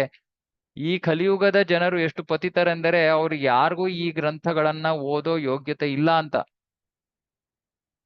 ಬಹಳ ನಿಗೂಢವಾದ, ಇಲ್ಲಿ ನೋಡಿ, ನಿಗೂಢ ಬೃಂದಾವನ ಧಾಮದ ತುಂಬಾ ನಿಗೂಢವಾದ ಭಕ್ತಿ ಸೇವೆ. ಯಾಕಂದ್ರೆ ಬೃಂದಾವನ ಧಾಮದ ಭಕ್ತಿ ಸೇವೆಯನ್ನ ಅರ್ಥ ಮಾಡ್ಕೊಳ್ಳೋದು ಅಷ್ಟು ಸುಲಭವಲ್ಲ. ಯಾಕೆ ಅಷ್ಟು ಸುಲಭ ಅಲ್ಲ ಅಂದ್ರೆ, ವೃಂದಾವನದಲ್ಲಿ ಆಗುವಂತ ಭಕ್ತಿ ಕೃಷ್ಣ ದೇವರು ಅಂತ ಮರೆತು ಆಗುವಂತ ಭಕ್ತಿ. ಹಾಗಾಗಿ ಅದು ಬಹಳ ಕಠಿಣ ಅರ್ಥ ಮಾಡ್ಕೊಳ್ಳೋದು. ಎಲ್ಲಾ ಕಡೆ ನಾವು ಕೃಷ್ಣ ದೇವರು ಅಂತ ಆರಾಧನೆ ಮಾಡೋದು ಬಹಳ ಸುಲಭ ಅರ್ಥ ಮಾಡ್ಕೊಳಕ್ಕೆ. ಆದ್ರೆ ಕೃಷ್ಣ ದೇವರಲ್ಲ, ಕೃಷ್ಣ ನನ್ನ ಸ್ನೇಹಿತ, ಕೃಷ್ಣ ನನ್ನ ಮಗ, ಕೃಷ್ಣ ನನ್ನ ಪ್ರಿಯತಮ, ಈ ಭಾವದಲ್ಲಿ ಕೃಷ್ಣನ ದಿವ್ಯತ್ವ ಅಥವಾ ಅವನ ಆ ದೇವೋತ್ತಮ ಪರಮ ಪುರುಷ ಅನ್ನೋ ಸ್ಥಾನವನ್ನ ಮರೆತು ಮಾಡುವಂತ ಭಕ್ತಿ ಬಹಳ ನಿಗೂಢವಾದದ್ದು. ಹೆಚ್ಚಿನ ಜನರಿಗೆ ಅರ್ಥವೇ ಆಗೋದಿಲ್ಲ. ನಮಗೂ ಒಂದು ರೀತಿಯಲ್ಲಿ ನೋಡಿದ್ರೆ ಅರ್ಥ ಆಗೋದಿಲ್ಲ. ನಾವಿವಾಗ ಕೃಷ್ಣನನ್ನ ದೇವರು, ದೇವೋತ್ತಮ ಪರಮ ಪುರುಷ, ಸರ್ವವ್ಯಾಪಿ, ಸರ್ವಜ್ಞ, ಸರ್ವಶಕ್ತ, ಅವನ ಮೇಲೆ ಅವಲಂಬಿತರಾಗಿದ್ದೀವಿ, ಅವನ ಹತ್ರ ಇದು ಕೊಡು ಅದು ಕೊಡು ಅಂತ ಕೇಳ್ತೀವಿ. ಅವನು ದೇವರೇ ಅಲ್ಲ ಅಂದ್ರೆ ಅವನ ಹತ್ರ ನಾವು ಹೋಗಿ ಏನ್ ಮಾಡೋಣ? ಕೆಲ್ಸವೇ ಇಲ್ಲ ನಮಗೆ ಅವನ ಹತ್ರ. ಯಾಕಂದ್ರೆ ನಾವು ದೇವ್ರ ಹತ್ರ ಹೋಗೋದೇ ಏನಾದ್ರು ಕೇಳ್ಕೊಳಕ್ಕೆ. ಹಾಗಾಗಿ ಇದು ಬಹಳ ಅಚಿಂತ್ಯವಾದ ವಿಷಯ. ಬೃಂದಾವನ ಭಕ್ತಿ. ಅದಕ್ಕೆ ಅದು ಎಲ್ಲರಿಗಾಗಿಯೂ ಇಲ್ಲ. ಅದು ಎಲ್ಲರಿಗೂ ಲಭ್ಯವಾಗೋದಿಲ್ಲ ಅದು. ಕೃಷ್ಣ ದೇವರಲ್ಲ, ಕೃಷ್ಣನಿಂದ ನಾನು ಏನು ಬೇಡ್ಕೊಳಕ್ ಹೋಗ್ತಾ ಇಲ್ಲ. ಕೃಷ್ಣನಿಗೆ ಅವನಿಗೆ ಬೇಕಾಗಿರೋ ರೀತಿಯಲ್ಲಿ ನಾನು ಸೇವೆಯನ್ನ ಮಾಡ್ತೀನಿ ಅನ್ನೋದು ಅಚಿಂತ್ಯವಾದ ವಿಷಯ. ಬೇರೆ ಸಂಪ್ರದಾಯಗಳು ಕೂಡ ಇದನ್ನ ಜೀರ್ಣಿಸ್ಕೊಳಕ್ ಆಗೋದಿಲ್ಲ. ಶ್ರೀಲ ಸನಾತನ ಗೋಸ್ವಾಮಿಯವರು ಸಂಕಲಿಸಿದ ಕೆಲವು ಗ್ರಂಥಗಳೆಂದರೆ ಹರಿಭಕ್ತಿ ವಿಲಾಸ, ಬೃಹತ್ ಭಾಗವತಾಮೃತ, ದಶಮ ಟಿಪ್ಪಣಿ ಹಾಗೂ ದಶಮ ಚರಿತ. ಭಾವಾರ್ಥ ಓದ್ತೀನಿ ಇದಕ್ಕೆ. ಭಕ್ತಿ ರತ್ನಾಕರ ಎಂಬುವ ಗ್ರಂಥದ ಮೊದಲ ತರಂಗದಲ್ಲಿ ಹೇಳಿರುವಂತೆ ಶ್ರೀಲ ಸನಾತನ ಗೋಸ್ವಾಮಿಯವರು ಕೂಲಂಕುಷವಾಗಿ ಶ್ರೀಮದ್ ಭಾಗವತದ ಗ್ರಂಥವನ್ನು ಅಧ್ಯಯನ ಮಾಡಿ ಅದರ ಅರ್ಥ ಗ್ರಹಿಸಿ ಅನಂತರ ತಮ್ಮ ಅರಿವಿನ ಎಳೆಗಳನ್ನು ವೈಷ್ಣವ ತೋಷಣಿ ಎಂಬುವ ತಮ್ಮ ಟೀಕೆಯಲ್ಲಿ ವಿವರಿಸಿದರು. ವೈಷ್ಣವ ತೋಷಣಿ ಭಾಗವತದ್ದು. ಚೈತನ್ಯ ಮಹಾಪ್ರಭುಗಳಿಂದ ಆರ್ಜಿಸಿದ ಎಲ್ಲಾ ಅರಿವನ್ನು ಶ್ರೀಲ ಸನಾತನ ಗೋಸ್ವಾಮಿ ಹಾಗೂ ರೂಪ ಗೋಸ್ವಾಮಿ ಅವರು ತಮ್ಮ ಪರಿಣತ ಸೇವೆಯಿಂದ ಜಗತ್ತಿನ ಎಲ್ಲೆಡೆ ಬಿತ್ತರಿಸಿದರು. ಸನಾತನ ಗೋಸ್ವಾಮಿ ಅವರು ಶ್ರೀಮದ್ ಭಾಗವತ ಗ್ರಂಥ ಕುರಿತಂತೆ ತಾವು ಬರೆದ ವೈಷ್ಣವ ತೋಷಣಿ ವ್ಯಾಖ್ಯಾನವನ್ನು ಶ್ರೀಲ ಜೀವ ಗೋಸ್ವಾಮಿಯವರಿಗೆ ಪರಿಷ್ಕೃತ ರೀತಿಯಲ್ಲಿ ಸಂಪಾದಿಸಲು ನೀಡಿದರೆ ಶ್ರೀಲ ಜೀವ ಗೋಸ್ವಾಮಿಯವರು ಆ ಟೀಕೆಯನ್ನೇ ಲಘು ತೋಷಣಿ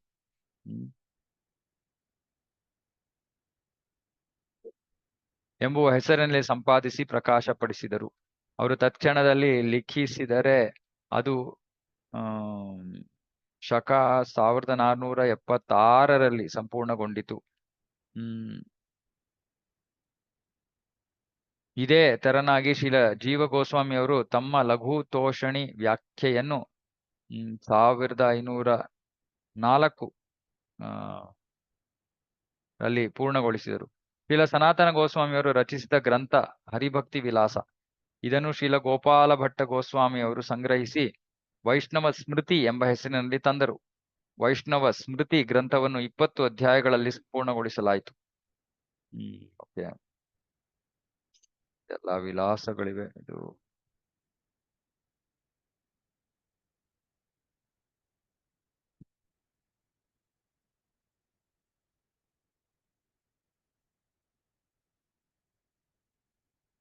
ಬೃಹತ್ ಭಾಗವತಾಮೃತದ ಬಗ್ಗೆ ಈ ಗ್ರಂಥದಲ್ಲಿ 2 ಭಾಗಗಳಿವೆ. 2 ಭಾಗಗಳು ಭಕ್ತಿ ಸೇವೆಯ ಅನುಷ್ಠಾನ ಕುರಿತು ವಿಚಾರ ಮಾಡುತ್ತವೆ. ಮೊದಲ ಭಾಗದಲ್ಲಿ ಭಕ್ತಿ ಸೇವೆ ವಿಶ್ಲೇಷಣಾತ್ಮಕ ಅಧ್ಯಯನ ಹಾಗೂ ಭೂಮಿ, ಸ್ವರ್ಗಲೋಕದ ಗ್ರಹಗಳು, ಬ್ರಹ್ಮಲೋಕ ಹಾಗೂ ವೈಕುಂಠ ಲೋಕ ಮುಂತಾದ ವಿವಿಧ ಗ್ರಹಗಳ ಕುರಿತ ವಿವರ ಇದೆ. ಇದಲ್ಲದೆ ಭಕ್ತರ ವಿವರಗಳು, ಅಂತರಂಗ ಭಕ್ತರೂ ಸೇರಿದಂತೆ ತುಂಬಾ ಅಂತರಂಗ ಭಕ್ತ ವೃಂದ ಹಾಗೂ ಪರಿಪೂರ್ಣ ಭಕ್ತರ ವಿವರಗಳೂ ಇದೆ. ಗ್ರಂಥದ ದ್ವಿತೀಯ ಭಾಗವು ಐಹಿಕ ಪ್ರಪಂಚದ ಪರಿತ್ಯಾಗ, ವೈರಾಗ್ಯ, ಗೋಲೋಕ ಮಹಾತ್ಮ್ಯ ನಿರೂಪಣ ಎಂಬುವ ಆಧ್ಯಾತ್ಮಿಕ ಜಗತ್ತಿನ ವೈಭವಗಳು ಇವೆಲ್ಲವನ್ನು ವರ್ಣಿಸುತ್ತದೆ. ಇದು ನಿಜವಾದ ತಿಳುವಳಿಕೆ. ಭಕ್ತಿ ಸೇವೆ, ಆಧ್ಯಾತ್ಮಿಕ ಜಗತ್ತು, ಪರಮಪುರುಷನಲ್ಲಿ ಪ್ರೇಮ, ಬದುಕಿನ ಧ್ಯೇಯ ಸಾಧನೆ, ಜಗತ್ತಿನ ಅತ್ಯಾನಂದ ಇವೆಲ್ಲವನ್ನು ವಿವರಿಸುತ್ತದೆ. ಇದು ಬೃಹತ್ ಭಾಗವತಾಮೃತ ನಮಗೆ ಬಹಳ ಬಹಳ ಬಹಳ ಶ್ರೇಷ್ಠವಾಗಿರುವಂತಹ ಗ್ರಂಥ, ಬೇಕಾಗಿರುವಂತಹ ಗ್ರಂಥ. ಯಾವಲ್ಲಾದ್ರೂ ಅದನ್ನ ಆಂಗ್ಲ ಭಾಷೆಯಿಂದ ಕನ್ನಡಕ್ಕೆ ನಾವು ಚೈತನ್ಯ ಭಾಗವತ ಮಾಡ್ದಂಗೆ ಅದನ್ನ ಅನುವಾದ ಮಾಡಕ್ಕೆ ಪ್ರಯತ್ನ ಮಾಡೋಣ. ಎಲ್ಲ ವೈಷ್ಣವರ ಭಗವಂತನ ಗುರುಗಳ ಕೃಪೆ ಇದ್ರೆ. ಸೊ ಈ ಎಲ್ಲ ವಿಷಯ ಏನು ಅಂದ್ರೆ ಎಲ್ಲ ಆಚಾರ್ಯರು ಬೇಕಾದಷ್ಟು ಗ್ರಂಥಗಳನ್ನ ಬರೆದಿದ್ದಾರೆ. ಆದ್ರೆ ಆ ಗ್ರಂಥಗಳನ್ನ ನಾವು ಪ್ರವೇಶ ಮಾಡಕ್ಕೆ ನಮಗೆ ಯೋಗ್ಯತೆ ಸಿಗೋದು ರೂಪಾದರ ಗ್ರಂಥಗಳನ್ನ ಮತ್ತೆ ಮತ್ತೆ ಮತ್ತೆ ಮತ್ತೆ ಓದು ಒಂದು ಸಂಪೂರ್ಣ ತಾತ್ವಿಕ ಸ್ಪಷ್ಟತೆ ಸಿಕ್ಕಾದ್ಮೇಲೆ, ತತ್ವ ಏನು ಪ್ರಭುಪಾದರು ಏನ್ ಹೇಳ್ತಾ ಇದಾರೆ ತಮ್ಮ ಪುಸ್ತಕಗಳಲ್ಲಿ ಅನ್ನೋದನ್ನ ನಾವು ಚೆನ್ನಾಗಿ ಅರ್ಥ ಮಾಡ್ಕೊಂಡಾದ್ಮೇಲೆ ನಾವು ಈ ಗ್ರಂಥಗಳ ಒಂದು ವಿಷಯಗಳನ್ನ ಅರ್ಥ ಮಾಡ್ಕೊಳ್ಳಕ್ಕೆ ಪ್ರಯತ್ನ ಮಾಡ್ಬೋದು. ಇವಾಗ ಉದಾಹರಣೆಗೆ ಈ ಚೈತನ್ಯ ಚರಿತಾಮೃತಾನೇ ಎಷ್ಟೊಂದು ವಿಷಯಗಳು ನಮಗೆ ಮುಂದೆ ಹೋಗ್ತಾ ನಾವು ನೋಡ್ತೀವಿ, ನಮಗೆ ಅರ್ಥ ಆಗೋದಿಲ್ಲ. ಸುಮ್ಮನೆ ನಾವು ಈಗ ಈ ಚೈತನ್ಯ ಚರಿತಾಮೃತವನ್ನ ಸುಮ್ಮನೆ ನಮ್ಮ ಪರಿಶುದ್ಧತೆಗೋಸ್ಕರ ಓದ್ತಾ ಇದೀವಿ. ಯಾಕಂದ್ರೆ ಈ ಈ ಗ್ರಂಥವನ್ನ ಸುಮ್ಮನೆ ಓದೋದ್ರಿಂದಾನೇ ನಾವು ಪರಿಶುದ್ಧರಾಗ್ತಾ ಇದೀವಿ. ಮತ್ತೆ ಮತ್ತೆ ಮತ್ತೆ ಓದಿ ಮತ್ತೆ ಓದಿ ಮತ್ತೆ ಓದಿ ಎಷ್ಟು ಜಾಸ್ತಿ ಓದ್ತೀವೋ ಅಷ್ಟು ಬೇಗ ಪರಿಶುದ್ಧರಾಗ್ತೀವಿ. ಪರಿಶುದ್ಧರಾದ್ಮೇಲೆ ನಮಗೆ ನಿಜವಾಗ್ಲೂ ಈ ವಿಷಯ ಏನು ಅಂತ ಅರ್ಥ ಆಗೋದು. ಅದಕ್ಕೆ 16 ವರ್ಷಗಳು ಬೇಕು. ಈ ಚೈತನ್ಯ ಚರಿತಾಮೃತವನ್ನ ಅರ್ಥ ಮಾಡ್ಕೊಳ್ಳೋ ಒಂದು ಪರಿಶುದ್ಧತೆಯ ಹಂತಕ್ಕೆ ಬರಕ್ಕೆ. ಈ ರೀತಿ ಈ ಗ್ರಂಥಗಳನ್ನ ಮತ್ತೆ ಮತ್ತೆ ಓದಾದ ಮೇಲೆ ನಮ್ಮ ಆಚಾರ್ಯರ ಗ್ರಂಥಗಳನ್ನ ನಾವು ಪ್ರವೇಶ ಮಾಡ್ಬೋದು. ಅಲ್ಲಿ ತನಕ ಹೆಚ್ಚು ಕಡಿಮೆ ಏನೂ ಅರ್ಥ ಆಗಲ್ಲ. ಎರಡನೇದು ನಮ್ಮಲ್ಲಿ ಪರಿಶುದ್ಧತೆ ಇಲ್ಲೇ ಹೋದ್ರೆ, ಪರಿಶುದ್ಧತೆ ಅಂದ್ರೆ ಏನರ್ಥ? ಇನ್ನೂ ಇಂದ್ರಿಯ ಭೋಗದ ವಿಷಯಗಳ ಬಗ್ಗೆ ನಾನು, ನನ್ನದು, ನನ್ನ ಕುಟುಂಬ, ನನ್ನ ಮನೆ, ಭವಿಷ್ಯ, ಇದು ಅದು ಇವೆಲ್ಲದರ ಬಗ್ಗೆ ನಾವಿನ್ನೂ ಯೋಚನೆಯಲ್ಲಿ ತೊಡಗಿದ್ರೆ ಇನ್ನೂ ಬಹಳ ಸಮಯ ಇದೆ. ಯಾಕಂದ್ರೆ ಬ್ರಹ್ಮಭೂತ ಅಂತ ಅಂದ್ರೆ ಇವೆಲ್ಲ ದೇಹದ ಮಟ್ಟದ ದೈಹಿಕ ಮಟ್ಟದ ವಿಷಯಗಳನ್ನೆಲ್ಲ ಬಿಟ್ಬಿಡೋದು. ಬಿಟ್ಬಿಡೋದು ಅಂದ್ರೆ ಏನು? ಕರ್ತವ್ಯಗಳನ್ನ ಮಾಡದೇ ಇರೋದಾ?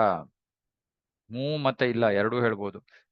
ಇಲ್ಲ, ಯಾಕೆ? ನಮ್ಗೆ ನಿಜವಾಗ್ಲೂ ಅಂತ ಪರಿಪಕ್ವತೆ ಇದ್ರೆ, ಅಂತ ಹಂತಕ್ಕೆ ನಾವು ತಲುಪಿದ್ರೆ ಗುರುಗಳೇ ಹೇಳ್ಬಿಡ್ತಾರೆ ಮಾಡಿ ಇದನ್ನ ಅಂತ. ಪ್ರಭುಪಾದರು ಎಷ್ಟೊಂದು ಅವರ ಗೃಹಸ್ಥ ಶಿಷ್ಯರಲ್ಲೂ ಎಷ್ಟೊಂದು ಭಕ್ತರು ಸನ್ಯಾಸಿಗಳಾದ್ರು ಇತ್ಯಾದಿ ಇತ್ಯಾದಿ. ಅರೆ ಅದಕ್ಕೆ ಯೋಗ್ಯತೆ ಇರಬೇಕು. ಹಾಗಾಗಿ ಸಾಮಾನ್ಯವಾಗಿ ಎಲ್ಲರೂ ತಮ್ಮ ಕರ್ತವ್ಯಗಳನ್ನ ಮಾಡ್ಕೊಂಡು ಮುಂದುವರಿಬೇಕು. ಕೆಲವು ವಿಶೇಷ ಜೀವಿಗಳು ಮಾತ್ರ ತುಂಬಾ ಮುಂದುವರೆದಿರೋಂಥವ್ರು ಹೇಗೋ ಏನೋ ಗೃಹಸ್ಥಾಶ್ರಮದಲ್ಲಿ ಬಂದಿರ್ತಾರೆ, ಆಮೇಲೆ ಅವರು ಸನ್ಯಾಸವನ್ನ ಸ್ವೀಕರಿಸುವಂತ ಹಂತಕ್ಕೆ ಬರ್ತಾರೆ. ಆದ್ರೆ ಹೆಚ್ಚಿನ ಭಕ್ತರಿಗೆ ತಮ್ಮ ಕರ್ತವ್ಯಗಳನ್ನ ಮುಂದುವರ್ಸ್ಕೊಂಡು ಹೋಗ್ಬೇಕು. ಆದ್ರೆ ಪರಿಶುದ್ಧರಾಗ್ತಾ ಹೋಗ್ಬೇಕು. ಇದೆಲ್ಲಾ ವ್ಯಾಮೋಹವನ್ನ ತ್ಯಜಿಸ್ಬೇಕು. ವ್ಯಾಮೋಹವನ್ನ ತ್ಯಜಿಸಾದ ಮೇಲೆ ಬ್ರಹ್ಮಭೂತ ಹಂತಕ್ಕೆ ಬರೋದು. ಬ್ರಹ್ಮಭೂತ ಹಂತದಲ್ಲೇ ಭಕ್ತಿ ಸೇವೆ ಶುರು ಆಗೋದು, ಶುದ್ಧ ಭಕ್ತಿ ಸೇವೆ. ಆಗ ಪರಿಶುದ್ಧರಾಗಿದ್ದೀವಿ ಅಂತ ಅರ್ಥ. ಬ್ರಹ್ಮಭೂತ ಅಂದ್ರೇನೆ ಪರಿಶುದ್ಧರಾಗಿದ್ದೀವಿ ಅಂತ. ಅಂದ್ರೆ ನಾನು, ನನ್ನದು ಅನ್ನೋ ಮನೋಭಾವವನ್ನು ತ್ಯಜಿಸಿದ್ದೀವಿ ಅಂತ. ಅದಾದ್ಮೇಲೆ ನಾವು ಈ ಬಹಳ ನಿಗೂಢವಾದ ಭಗವಂತನ ವಿಷಯಗಳನ್ನ ನಾವು ಪ್ರವೇಶ ಮಾಡಕ್ಕೆ ಸಾಧ್ಯ. ಹಾಗಾಗಿ ಸಾಕಷ್ಟಿದೆ ಕೆಲಸ, ಬೇಕಾದಷ್ಟು ಕೆಲಸ ಇದೆ ಮಾಡೋದು, ಬೇಕಾದಷ್ಟು ಪ್ರಗತಿ ಇದೆ ಸಾಧಿಸೋದು. ಸೊ ಅದಕ್ಕೆ ನಾವು ಅನ್ಕೋಬಾರ್ದು, ಓಕೆ ನಾನೇನೋ ಸೇವೆ ಮಾಡ್ತಾ ಇದ್ದೀನಿ, ಮಾಡ್ಕೊಂಡು ಹೋಗ್ತಾ ಇದ್ದೀನಿ, ಚೆನ್ನಾಗ್ ಮಾಡ್ತಾ ಇದ್ದೀನಿ, ಆಯ್ತು ಇನ್ನೇನ್ ಕತೆ, ಏನೋ ಸೇವೆ ಮಾಡ್ತಾ ಇದೀವಿ. ಆದ್ರೆ ಸೇವೆಯ ಫಲ ಏನು? ಪರಿಶುದ್ಧತೆ. ನಾವು ಯಾವ್ದಾದ್ರು ಸೇವೆಯನ್ನ ಮಾಡ್ತಾ ಇದ್ರೆ ಅದರಿಂದ ನಾವು ನಿಜವಾಗ್ಲೂ ಆ ಸೇವೆಯನ್ನ ಚೆನ್ನಾಗ್ ಮಾಡ್ತಾ ಇದೀವೋ ಇಲ್ವೋ ಅಂತ ಹೆಂಗ್ ಗೊತ್ತಾಗತ್ತೆ ನಮ್ಗೆ? ನಾವು ಪರಿಶುದ್ಧರಾದಾಗ. ಸೇವೆಯನ್ನ ಮಾಡ್ತಾ ಇದೀವಿ, ಸುಮ್ನೆ ದೈಹಿಕವಾಗಿ ಶ್ರಮ ಇದೆಲ್ಲ ಹಾಕ್ತಾ ಇದೀವಿ. ಆದ್ರೆ ಪರಿಶುದ್ಧರಾಗ್ತಾ ಇಲ್ಲ ಅಂದ್ರೆ ಏನೋ ತಪ್ಪು ನಡೀತಾ ಇದೆ ಸೇವೆಯಲ್ಲಿ. ಯಾಕಂದ್ರೆ ಎಲ್ಲಾ ಸೇವೆಯು ಕೃಷ್ಣನ ಸಂಪರ್ಕಕ್ಕೆ ನಮ್ಮನ್ನ ತರುತ್ತೆ. ಕೃಷ್ಣನ ಸಂಪರ್ಕಕ್ಕೆ ಬಂದಾದ್ಮೇಲೆ ನಾವು ಪರಿಶುದ್ಧರಾಗ್ಲೇಬೇಕು. ಆಗ್ತಾ ಇಲ್ಲ ಅಂದ್ರೆ ಏನೋ ಸಮಸ್ಯೆ ಗುರ್ತಿಸ್ಬೇಕು. ಸನಾತನ ಗೋಸ್ವಾಮಿ ಅವರು ಸಂಕಲಿಸಿರುವ 4 ಗ್ರಂಥಗಳ ಹೆಸರನ್ನು ಈಗಾಗಲೇ ನಾವು ನೀಡಿದ್ದೇವೆ. ಇದೇ ರೀತಿಯಲ್ಲಿ ಶ್ರೀಲ ರೂಪ ಗೋಸ್ವಾಮಿ ಅವರು ಕೂಡ ಯಾರಿಗೂ ಲೆಕ್ಕ ಮಾಡಲಾಗದಷ್ಟು ಅನೇಕ ಗ್ರಂಥಗಳನ್ನು ರಚಿಸಿದ್ದಾರೆ. ಆದ್ದರಿಂದ ಶ್ರೀಲ ರೂಪ ಗೋಸ್ವಾಮಿ ಅವರು ಸಂಕಲಿಸಿದ ಪ್ರಮುಖ ಗ್ರಂಥಗಳ ವಿವರ ನೀಡುತ್ತೇನೆ. ವೃಂದಾವನದ ಲೀಲೆಗಳನ್ನು ಶ್ರೀ ರೂಪ ಗೋಸ್ವಾಮಿ ಅವರು 1,00,000 ಪದ್ಯಗಳಲ್ಲಿ ವರ್ಣಿಸಿದ್ದಾರೆ. ಶ್ರೀಲ ರೂಪ ಗೋಸ್ವಾಮಿ ಅವರು ಸಂಕಲಿಸಿರುವ ಗ್ರಂಥಗಳ ಪೈಕಿ ಭಕ್ತಿ ರಸಾಮೃತ ಸಿಂಧು, ವಿದಗ್ಧ ಮಾಧವ, ಉಜ್ವಲ ನೀಲಮಣಿ ಹಾಗೂ ಲಲಿತ ಮಾಧವ ಗ್ರಂಥಗಳು ಸೇರುತ್ತವೆ. ಶ್ರೀಲ ರೂಪ ಗೋಸ್ವಾಮಿ ಅವರು ದಾನ ಕೇಲಿ ಕೌಮುದಿ, ಸ್ತವಾವಲಿ, ಲೀಲಾಚಂದ, ಪದ್ಯಾವಲಿ, ಗೋವಿಂದ ವಿರುದಾವಲಿ, ಮಥುರಾ ಮಹಾತ್ಮ್ಯ ಹಾಗೂ ನಾಟಕ ವರ್ಣನ ಎಂಬುವ ಗ್ರಂಥಗಳನ್ನು ಕೂಡ ಸಂಕಲಿಸಿದರು. ಶ್ರೀಲ ರೂಪ ಗೋಸ್ವಾಮಿ ಅವರು ಬರೆದಿರುವ ಲಘು ಭಾಗವತಾಮೃತ ಗ್ರಂಥವು ಸೇರಿದಂತೆ ಉಳಿದ ಗ್ರಂಥಗಳನ್ನು ಯಾರು ತಾನೇ ಲೆಕ್ಕ ಮಾಡಲು ಸಾಧ್ಯ. ಅವೆಲ್ಲಾ ಗ್ರಂಥಗಳಲ್ಲಿಯೂ ಶ್ರೀಲ ರೂಪ ಗೋಸ್ವಾಮಿ ಅವರು ಬೃಂದಾವನದ ಲೀಲೆಗಳನ್ನು ವರ್ಣಿಸಿದ್ದಾರೆ. ಸೊ ನಮ್ಮ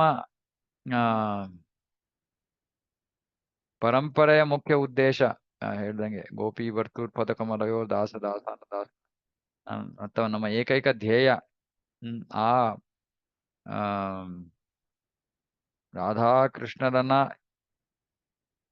ರಾಧಾಕೃಷ್ಣರಿಗೆ ಮಾಧುರ್ಯ ಭಾವದಲ್ಲಿ ಸೇವೆಯನ್ನ ಸಲ್ಲಿಸೋದು. ಅದರ ವಿಷಯವಾಗಿ ರೂಪ ಗೋಸ್ವಾಮಿ ಅವರು ಎಷ್ಟೊಂದು ಗ್ರಂಥಗಳನ್ನ ಬರೆದಿದ್ದಾರೆ. ಆ ವಿಷಯವನ್ನ ಅರ್ಥ ಮಾಡ್ಸಕ್ಕೆ ಅಷ್ಟು ಸುಲಭವಾದ ವಿಷಯವಲ್ಲ ಅದು.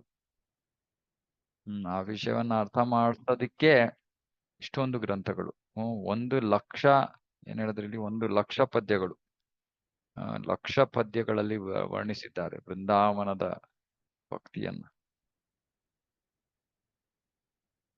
ಅದರಲ್ಲಿ ಈ ಲಘು ಭಾಗವತಾಮೃತ ಅದು ಬಹಳ ತಾತ್ವಿಕವಾದ ಪುಸ್ತಕ. ಮತ್ತೆ ಸಂದರ್ಭಗಳು ಅಂತ ಇವೆ, ಇನ್ನು ಬೇಕಾದಷ್ಟಿದೆ.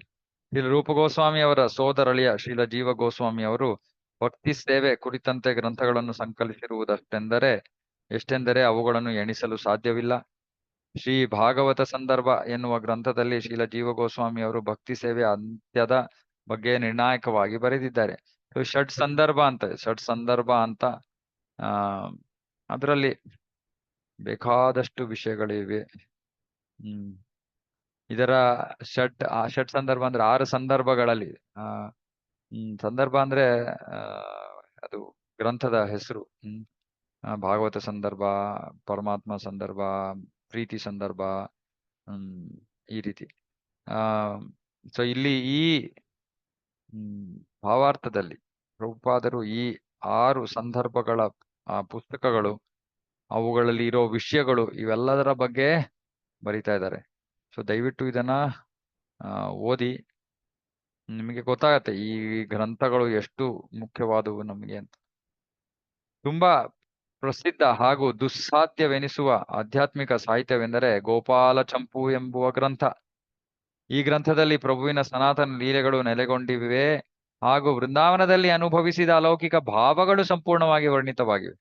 ಸೊ ಇದು ಬಹಳ ಭಾಗವತವನ್ನ ಒಂದು ರೀತಿಯಲ್ಲಿ ಆಧರಿಸಿರುವಂತಹ ಗ್ರಂಥ. ಗೋಪಾಲ ಚಂಪು ಜೀವ ಗೋಸ್ವಾಮಿ ಅವರು ಬರೆದಿದ್ದಾರೆ.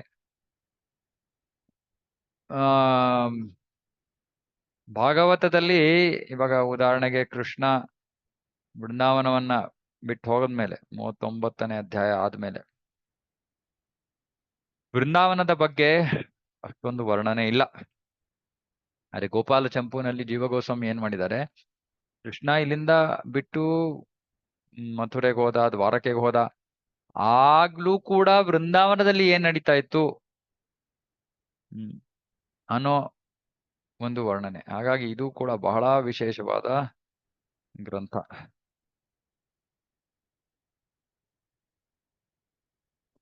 ಈ ರೀತಿಯಲ್ಲಿ ಶ್ರೀಲ ರೂಪ ಗೋಸ್ವಾಮಿ, ಸನಾತನ ಗೋಸ್ವಾಮಿ ಮತ್ತು ಅವರ ಸೋದರಳಿಯ ಶ್ರೀಲ ಜೀವ ಗೋಸ್ವಾಮಿ ಹಾಗೂ ವಾಸ್ತವವಾಗಿ ಅವರ ಇಡೀ ಕುಟುಂಬ ವರ್ಗವು ವೃಂದಾವನದಲ್ಲಿ ವಾಸ ಮಾಡುತ್ತಾ ಭಕ್ತಿ ಸೇವೆ ಕುರಿತಂತೆ ಮುಖ್ಯವಾದ ಎಲ್ಲಾ ಪುಸ್ತಕಗಳನ್ನು ಪ್ರಕಟಿಸಿದರು.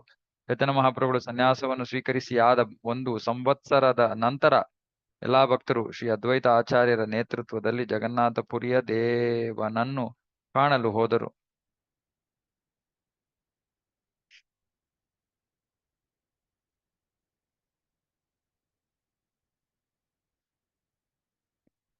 ಜಗನ್ನಾಥಪುರಿಯ ಕ್ಷೇತ್ರದಲ್ಲಿ ರಥಯಾತ್ರಾ ಹಬ್ಬದಲ್ಲಿ ಪಾಲ್ಗೊಂಡ ಬಳಿಕ ಎಲ್ಲಾ ಭಕ್ತರು ಕೀರ್ತನ ಮಾಡುತ್ತಾ ಚೈತನ್ಯ ಮಹಾಪ್ರಭುಗಳ ಸಹವಾಸವನ್ನು ಅದ್ಭುತವಾದ ರೀತಿಯಲ್ಲಿ ಅನುಭವಿಸುತ್ತಾ ಅಲ್ಲಿಯೇ 4 ತಿಂಗಳು ಇದ್ದರು. ಚಾತುರ್ಮಾಸ್ಯದ ಸಮಯದಲ್ಲಿ ಭಕ್ತರು ಹೊರಡುವ ಸಮಯದಲ್ಲಿ ಪ್ರಭುಗಳು ಅವರನ್ನು ಕೇಳಿಕೊಂಡರು, ದಯವಿಟ್ಟು ಪ್ರತಿ ವರ್ಷವೂ ಪ್ರಭು ಜಗನ್ನಾಥನು ಗುಂಡಿಚಾ ದೇವಾಲಯಕ್ಕೆ ತೆರಳುವ ರಥಯಾತ್ರಾ ಹಬ್ಬವನ್ನು ವೀಕ್ಷಿಸಲು ಬರಬೇಕು. ನೋಡಿ, ಚೈತನ್ಯ ಮಹಾಪ್ರಭುಗಳು ಭಕ್ತರನ್ನ ಕರಿತಾ ಇದ್ದಾರೆ, ಎಲ್ಲರೂ ಪ್ರತಿ ವರ್ಷ ಬನ್ನಿ ಅಂತ. ಎಷ್ಟು ಪ್ರೀತಿ ಇರಬೇಕು. ಶ್ರೀ ಚೈತನ್ಯ ಮಹಾಪ್ರಭುಗಳ ಆಣತಿಯ ಮೇರೆಗೆ ಎಲ್ಲಾ ಭಕ್ತರು ಪ್ರತಿ ವರ್ಷ ಪ್ರಭು ಚೈತನ್ಯರನ್ನು ಕಾಣಲು ಬರುತ್ತಿದ್ದರು. ಹಾಗೆ ಅವರು 4 ತಿಂಗಳು ಇದ್ದು ಅನಂತರ ಜಗನ್ನಾಥಪುರಿಯಲ್ಲಿ ಗುಂಡಿಚಾ ಹಬ್ಬ ವೀಕ್ಷಿಸಿ ಮನೆಗೆ ಹಿಂದಿರುಗುತ್ತಿದ್ದರು. ಸತತ 20 ವರ್ಷ ಹೀಗೆ ಭಕ್ತರ ಮತ್ತು ಪ್ರಭುವಿನ ಸಮ್ಮಿಲನ ನಡೆಯಿತು. ಕೊನೆಯ 24 ವರ್ಷದಲ್ಲಿ 20 ವರ್ಷ ನಡೀತು. ಪರಿಸ್ಥಿತಿ ಎಷ್ಟು ತೀವ್ರವಾಯಿತೆಂದರೆ ಪ್ರಭು ಚೈತನ್ಯರು ಅವರ ಭಕ್ತ ಸಮುದಾಯ ಒಬ್ಬರನ್ನೊಬ್ಬರು ಕಾಣದೆ ಕಲೆಯದೆ ಸಂತೋಷದಿಂದಿರುವ ಇರಲಾಗುವುದಿಲ್ಲ ಎಂಬುವ ಮಟ್ಟಿಗೆ ಆಯಿತು. ಅಂದ್ರೆ ಒಬ್ರನ್ನೊಬ್ರು ನೋಡ್ಲೆ ಅವರು ಇರೋದಕ್ಕೆ ಆಗ್ತಾ ಇಲ್ಲ ಅನ್ನೋ ಹಂತಕ್ಕೆ ಬಂದ್ಬಿಡ್ತು. ಪ್ರಭುಗಳು ಹೃದಯದೊಳಗೆ ಕೃಷ್ಣ ವಿರಹ ಲೀಲಾ ವಿನೋದಗಳನ್ನು ಆಸ್ವಾದಿಸುವುದರಲ್ಲಿಯೇ ಕೊನೆಯ 12 ವರ್ಷಗಳು ಮೀಸಲಾದವು. 18 ಕೊನೆಯ 24ರಲ್ಲಿ ಮೊದಲ 6 ದಕ್ಷಿಣ ಭಾರತದ ಪ್ರವಾಸ ಅಥವಾ ಭಾರತದ ಇಡೀ ಪ್ರವಾಸ. ಕೊನೆಯ 18ರಲ್ಲಿ 6 ವರ್ಷಗಳು ಅವರು ಭಕ್ತರ ಜೊತೆ ಇದ್ರು, ನರ್ತನ ಕೀರ್ತನ ಸಂಕೀರ್ತನ ಇವೆಲ್ಲ ಮಾಡಿದ್ರು. ಕೊನೆಯ 12 ವರ್ಷಗಳು ಕೇವಲ ಈ ಹೃದಯದೊಳಗೆ ಕೃಷ್ಣ ವಿರಹ ಲೀಲಾ ವಿನೋದಗಳನ್ನು ಆಸ್ವಾದಿಸುವುದರಲ್ಲಿ ಅವರು ಅದಕ್ಕೋಸ್ಕರನೇ ಮೀಸಲಾಗಿಟ್ಟು. ವಿರಹದ ನಿಲುವಿನಲ್ಲಿ ಶ್ರೀ ಚೈತನ್ಯ ಮಹಾಪ್ರಭುಗಳು ದಿನ ರಾತ್ರಿ ಹುಚ್ಚರಂತೆ ತೋರುತ್ತಿದ್ದರು. ಕೆಲವು ವೇಳೆ ಅವರು ನಗುತ್ತಿದ್ದರು, ಕೆಲವೊಮ್ಮೆ ರೋಧಿಸುತ್ತಿದ್ದರು, ಕೆಲವು ವೇಳೆ ಅವರು ನರ್ತಿಸುತ್ತಿದ್ದರು, ಹಾಗೂ ಕೆಲವೊಮ್ಮೆ ತುಂಬಾ ದುಃಖದಿಂದ ನಾಮ ಸಂಕೀರ್ತನೆಗೈಯುತ್ತಿದ್ದರು. ಆ ವೇಳೆಗಳಲ್ಲಿ ಚೈತನ್ಯ ಮಹಾಪ್ರಭುಗಳು ಪ್ರಭು ಜಗನ್ನಾಥನನ್ನು ಭೇಟಿಯಾಗುತ್ತಿದ್ದರು. ಆಗ ಅವರು ಭಾವನೆಗಳಲ್ಲಿ ದೀರ್ಘಕಾಲದ ಅಗಲಿಕೆಯ ನಂತರ ಶ್ರೀಕೃಷ್ಣನನ್ನು ಕುರುಕ್ಷೇತ್ರದಲ್ಲಿ ಕಂಡ ಗೋಪಿಯರಿಗೆ ಯಾವ ಭಾವ ಪರವಶತೆಯುಂಟಾಯಿತೋ ಅದೇ ರೀತಿ ಅನುಭವಿಸುತ್ತಿದ್ದರು. ಯಾವಾಗ ಅವರು ಜಗನ್ನಾಥನನ್ನು ನೋಡ್ತಾ ಇದ್ರು, ಆಗ ಗೋಪಿಯರು ಬಹಳ ಸಮಯದ ನಂತರ ಕೃಷ್ಣನನ್ನು ಕುರುಕ್ಷೇತ್ರದಲ್ಲಿ ನೋಡಿದ ಭಾವದಲ್ಲೇ ನೋಡ್ತಾ ಇದ್ರು. ಹಾಗಾಗಿ ಅವ್ರಿಗೆ ಜಗನ್ನಾಥನಲ್ಲಿ ಯಾವಾಗ್ಲೂ ಕೃಷ್ಣನೇ ಕಾಣಿಸ್ತಾ ಇದ್ನು. ಇದು ಅಂತ್ಯಲೀಲೆಯ ವಿಷಯ. ಇದನ್ನ ನಾನು ಇವಾಗ್ಲೇ ಚರ್ಚೆ ಮಾಡಲ್ಲ, ಆಮೇಲೆ ಅದನ್ನ ಅರ್ಥ ಮಾಡ್ಕೊಳ್ಳೋಣ. ಯಾವಾಗ ಚೈತನ್ಯ ಮಹಾಪ್ರಭುಗಳು ರಥದ ಉತ್ಸವದ ಸಂದರ್ಭದಲ್ಲಿ ನರ್ತಿಸುತ್ತಿದ್ದರೋ ಸದಾ ಅವರು ಈ ಕೆಳಕಂಡ 2 ಸಾಲುಗಳನ್ನು ಹಾಡುತ್ತಿದ್ದರು. ಈ ಹಾಡನ್ನು ಹಾಡ್ತಾ ಇದ್ರು ಪ್ರತಿ ವರ್ಷ. ಯಾರಿಗೋಸುಗ ನಾನು ಕಾಮದ ಬಯಕೆಯ ಬೆಂಕಿಯಲ್ಲಿ ಸುಟ್ಟು ಹೋಗುತ್ತಿದ್ದೇನೋ ಅಂತಹ ನನ್ನ ಬದುಕಿನ ಪ್ರಭುವನ್ನು ಪಡೆದುಕೊಂಡಿದ್ದೇನೆ. ಈ ವಿಷಯ ಇವಾಗಲೇ ನಾವು ಚರ್ಚೆ ಮಾಡೋದಿಲ್ಲ. ಪ್ರಭು ಚೈತನ್ಯರು ಈ ಹಾಡನ್ನು ವಿಶೇಷತಃ ದಿನದ ಉತ್ತರಾರ್ಧದಲ್ಲಿ ಹಾಡುವುದಿತ್ತು. ಹಾಗೂ ಅವರು ಆಲೋಚಿಸುತ್ತಿದ್ದರು, ಕೃಷ್ಣನೊಡನೆ ಬೃಂದಾವನಕ್ಕೆ ವಾಪಸ್ಸಾಗೋಣ ಎಂಬುದಾಗಿ. ಈ ದಿವ್ಯೋನ್ಮಾದಾವಸ್ಥೆಯು ಸದಾ ಪ್ರಭು ಚೈತನ್ಯರ ಹೃದಯ ತುಂಬುತ್ತಿತ್ತು. ಆ ಉನ್ಮಾದ ಅವಸ್ಥೆಯಲ್ಲಿ ಶ್ರೀ ಚೈತನ್ಯ ಮಹಾಪ್ರಭುಗಳು ಪ್ರಭು ಜಗನ್ನಾಥನ ಮುಂದೆ ನರ್ತಿಸುತ್ತಿರುವಾಗ ಒಂದು ಶ್ಲೋಕವನ್ನು ವಾಚಿಸಿದರು. ಆ ಶ್ಲೋಕದ ಅರ್ಥವನ್ನು ಬಹುಪಾಲು ಯಾರೂ ಅರಿತುಕೊಳ್ಳಲು ಆಗಲಿಲ್ಲ. ನನ್ನ ತಾರುಣ್ಯದ ದಿನಗಳಲ್ಲಿ ಯಾರು ನನ್ನ ಹೃದಯವನ್ನೇ ಕದ್ದೊಯ್ದರೋ ಆ ವ್ಯಕ್ತಿಯೇ ಮತ್ತೆ ನನ್ನ ಪ್ರಭುವಾಗಿದ್ದಾನೆ. ಇವು ಚಿತ್ರ ಮಾಸದ ಅದೇ ಬೆಳದಿಂಗಳ ರಾತ್ರಿಗಳು. ಅದೇ ಮಾತಲಿ ಕುಸುಮ ಪರಿಮಳವೂ ಅಲ್ಲಿ ಇದೆ. ಮತ್ತು ಅದೇ ಮಧುರ ತಂಗಾಳಿ ಕದಂಬ ಅರಣ್ಯ ದೆಡೆಯಿಂದ ಮೆದುವಾಗಿ ನೋಡುತ್ತಿದೆ. ನಮ್ಮ ಈ ನಿಕಟ ನಂಟಿನಲ್ಲಿ ನಾನು ಕೂಡ ಅದೇ ಪ್ರೇಮಿ. ಆದರೆ ಇನ್ನು ನನ್ನ ಮನಸ್ಸು ಇಲ್ಲಿ ಸುಖವಾಗಿಲ್ಲ. ನಾನು ಮತ್ತೆ ಅದೇ ರೇವಾ ನದಿ ತಟದ ವೇತಸಿ ಮರದಡಿ ತೆರಳಲು ಕುತೂಹಲಿಯಾಗಿದ್ದೇನೆ. ಅದೇ ನನ್ನ ಆಸೆ. ಈ ಒಂದು ಶ್ಲೋಕವನ್ನ ಚೈತನ್ಯ ಮಹಾಪ್ರಭುಗಳು ಹಾಡ್ತಾ ಇದ್ರು. ಆದ್ರೆ ಇದು ಒಬ್ಬ ಸಾಮಾನ್ಯ ಹುಡುಗ ಹುಡುಗಿಯರ ಒಂದು ಪ್ರೇಮ ಪ್ರಸಂಗದಂತೆ ಇದು ಕೇಳಬರುತ್ತೆ. ಹಾಗಾಗಿ ಎಲ್ಲರೂ ಬಹಳ ಆಶ್ಚರ್ಯಚಕಿತರಾಗ್ತಾ ಇದ್ರು. ಇದೇನಿದು ಚೈತನ್ಯ ಮಹಾಪ್ರಭುಗಳು ಈ ಹಾಡನ್ನ ಯಾಕೆ ಹಾಡ್ತಾ ಇದ್ದಾರೆ? ಅವರ ಮನಸ್ಸನ್ನು ಯಾರು ಅರ್ಥ ಮಾಡ್ಕೊಳ್ಳೋಕೆ ಸಾಧ್ಯವಾಗ್ಲಿಲ್ಲ. ಕೊನೆಗೆ ರೂಪ ಗೋಸ್ವಾಮಿ ಅವರಿಗೆ ಅವರ ಅಂತರ್ಯ ಗೊತ್ತಾಗತ್ತೆ. ಹಾಗಾಗಿ ಈ ಶ್ಲೋಕವು ಹೊರಾರ್ಥಕ್ಕೆ ಕೆಲವು ಸಾಧಾರಣ ಹುಡುಗ ಹುಡುಗಿಯರು ಹಂಬಲಿಸುವ ಸುಖಕ್ಕಾಗಿ ಹಾತೊರೆಯುತ್ತಿರುವಂತೆ ತೋರಿದರೂ ಅದರ ವಾಸ್ತವವಾದ ಗಾಢ ಅರ್ಥವು ಸ್ವರೂಪ ದಾಮೋದರರಿಗಷ್ಟೇ ತಿಳಿದಿತ್ತು. ಅಕಸ್ಮಾತ್ ಒಂದು ವರ್ಷ ಅಲ್ಲಿ ರೂಪ ಗೋಸ್ವಾಮಿಯು ಉಪಸ್ಥಿತರಿದ್ದರು.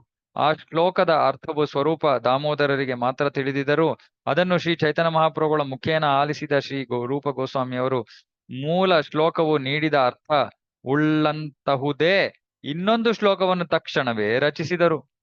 ಈ ಶ್ಲೋಕ ರಚಿಸಿದ ನಂತರ ರೂಪ ಗೋಸ್ವಾಮಿಯವರು ಅದನ್ನು ಒಂದು ತಾಳೆ ಪತ್ರದ ಮೇಲೆ ಬರೆದು ಅವರು ವಾಸಿಸುತ್ತಿದ್ದ ಹುಲ್ಲು ಜೋಪಡಿಯ ಸೂರಿನ ಮೇಲಿರಿಸಿದರು. ಅದೆಲ್ಲ ಮೇಲಿಟ್ರು, ಛತ್ತಿನ ಮೇಲೆ. ಈ ಶ್ಲೋಕವನ್ನು ರಚಿಸಿದ ನಂತರ ಹಾಗೂ ಅವರ ಮನೆಯ ಛಾವಣಿ ಮೇಲೆ ಆ ತಾಳೆ ಪತ್ರ ವಿರಿಸಿದ ನಂತರ ರೂಪ ಗೋಸ್ವಾಮಿ ಅವರು ಸಮುದ್ರ ಸ್ನಾನಕ್ಕೆ ತೆರಳಿದರು. ಅದೇ ಸಮಯದಲ್ಲಿ ಚೈತನ್ಯ ಮಹಾಪ್ರಭುಗಳು ರೂಪ ಗೋಸ್ವಾಮಿಯವರ ಭೇಟಿಗಾಗಿ ಅವರ ಜೋಪಡಿಗೆ ಆಗಮಿಸಿದರು.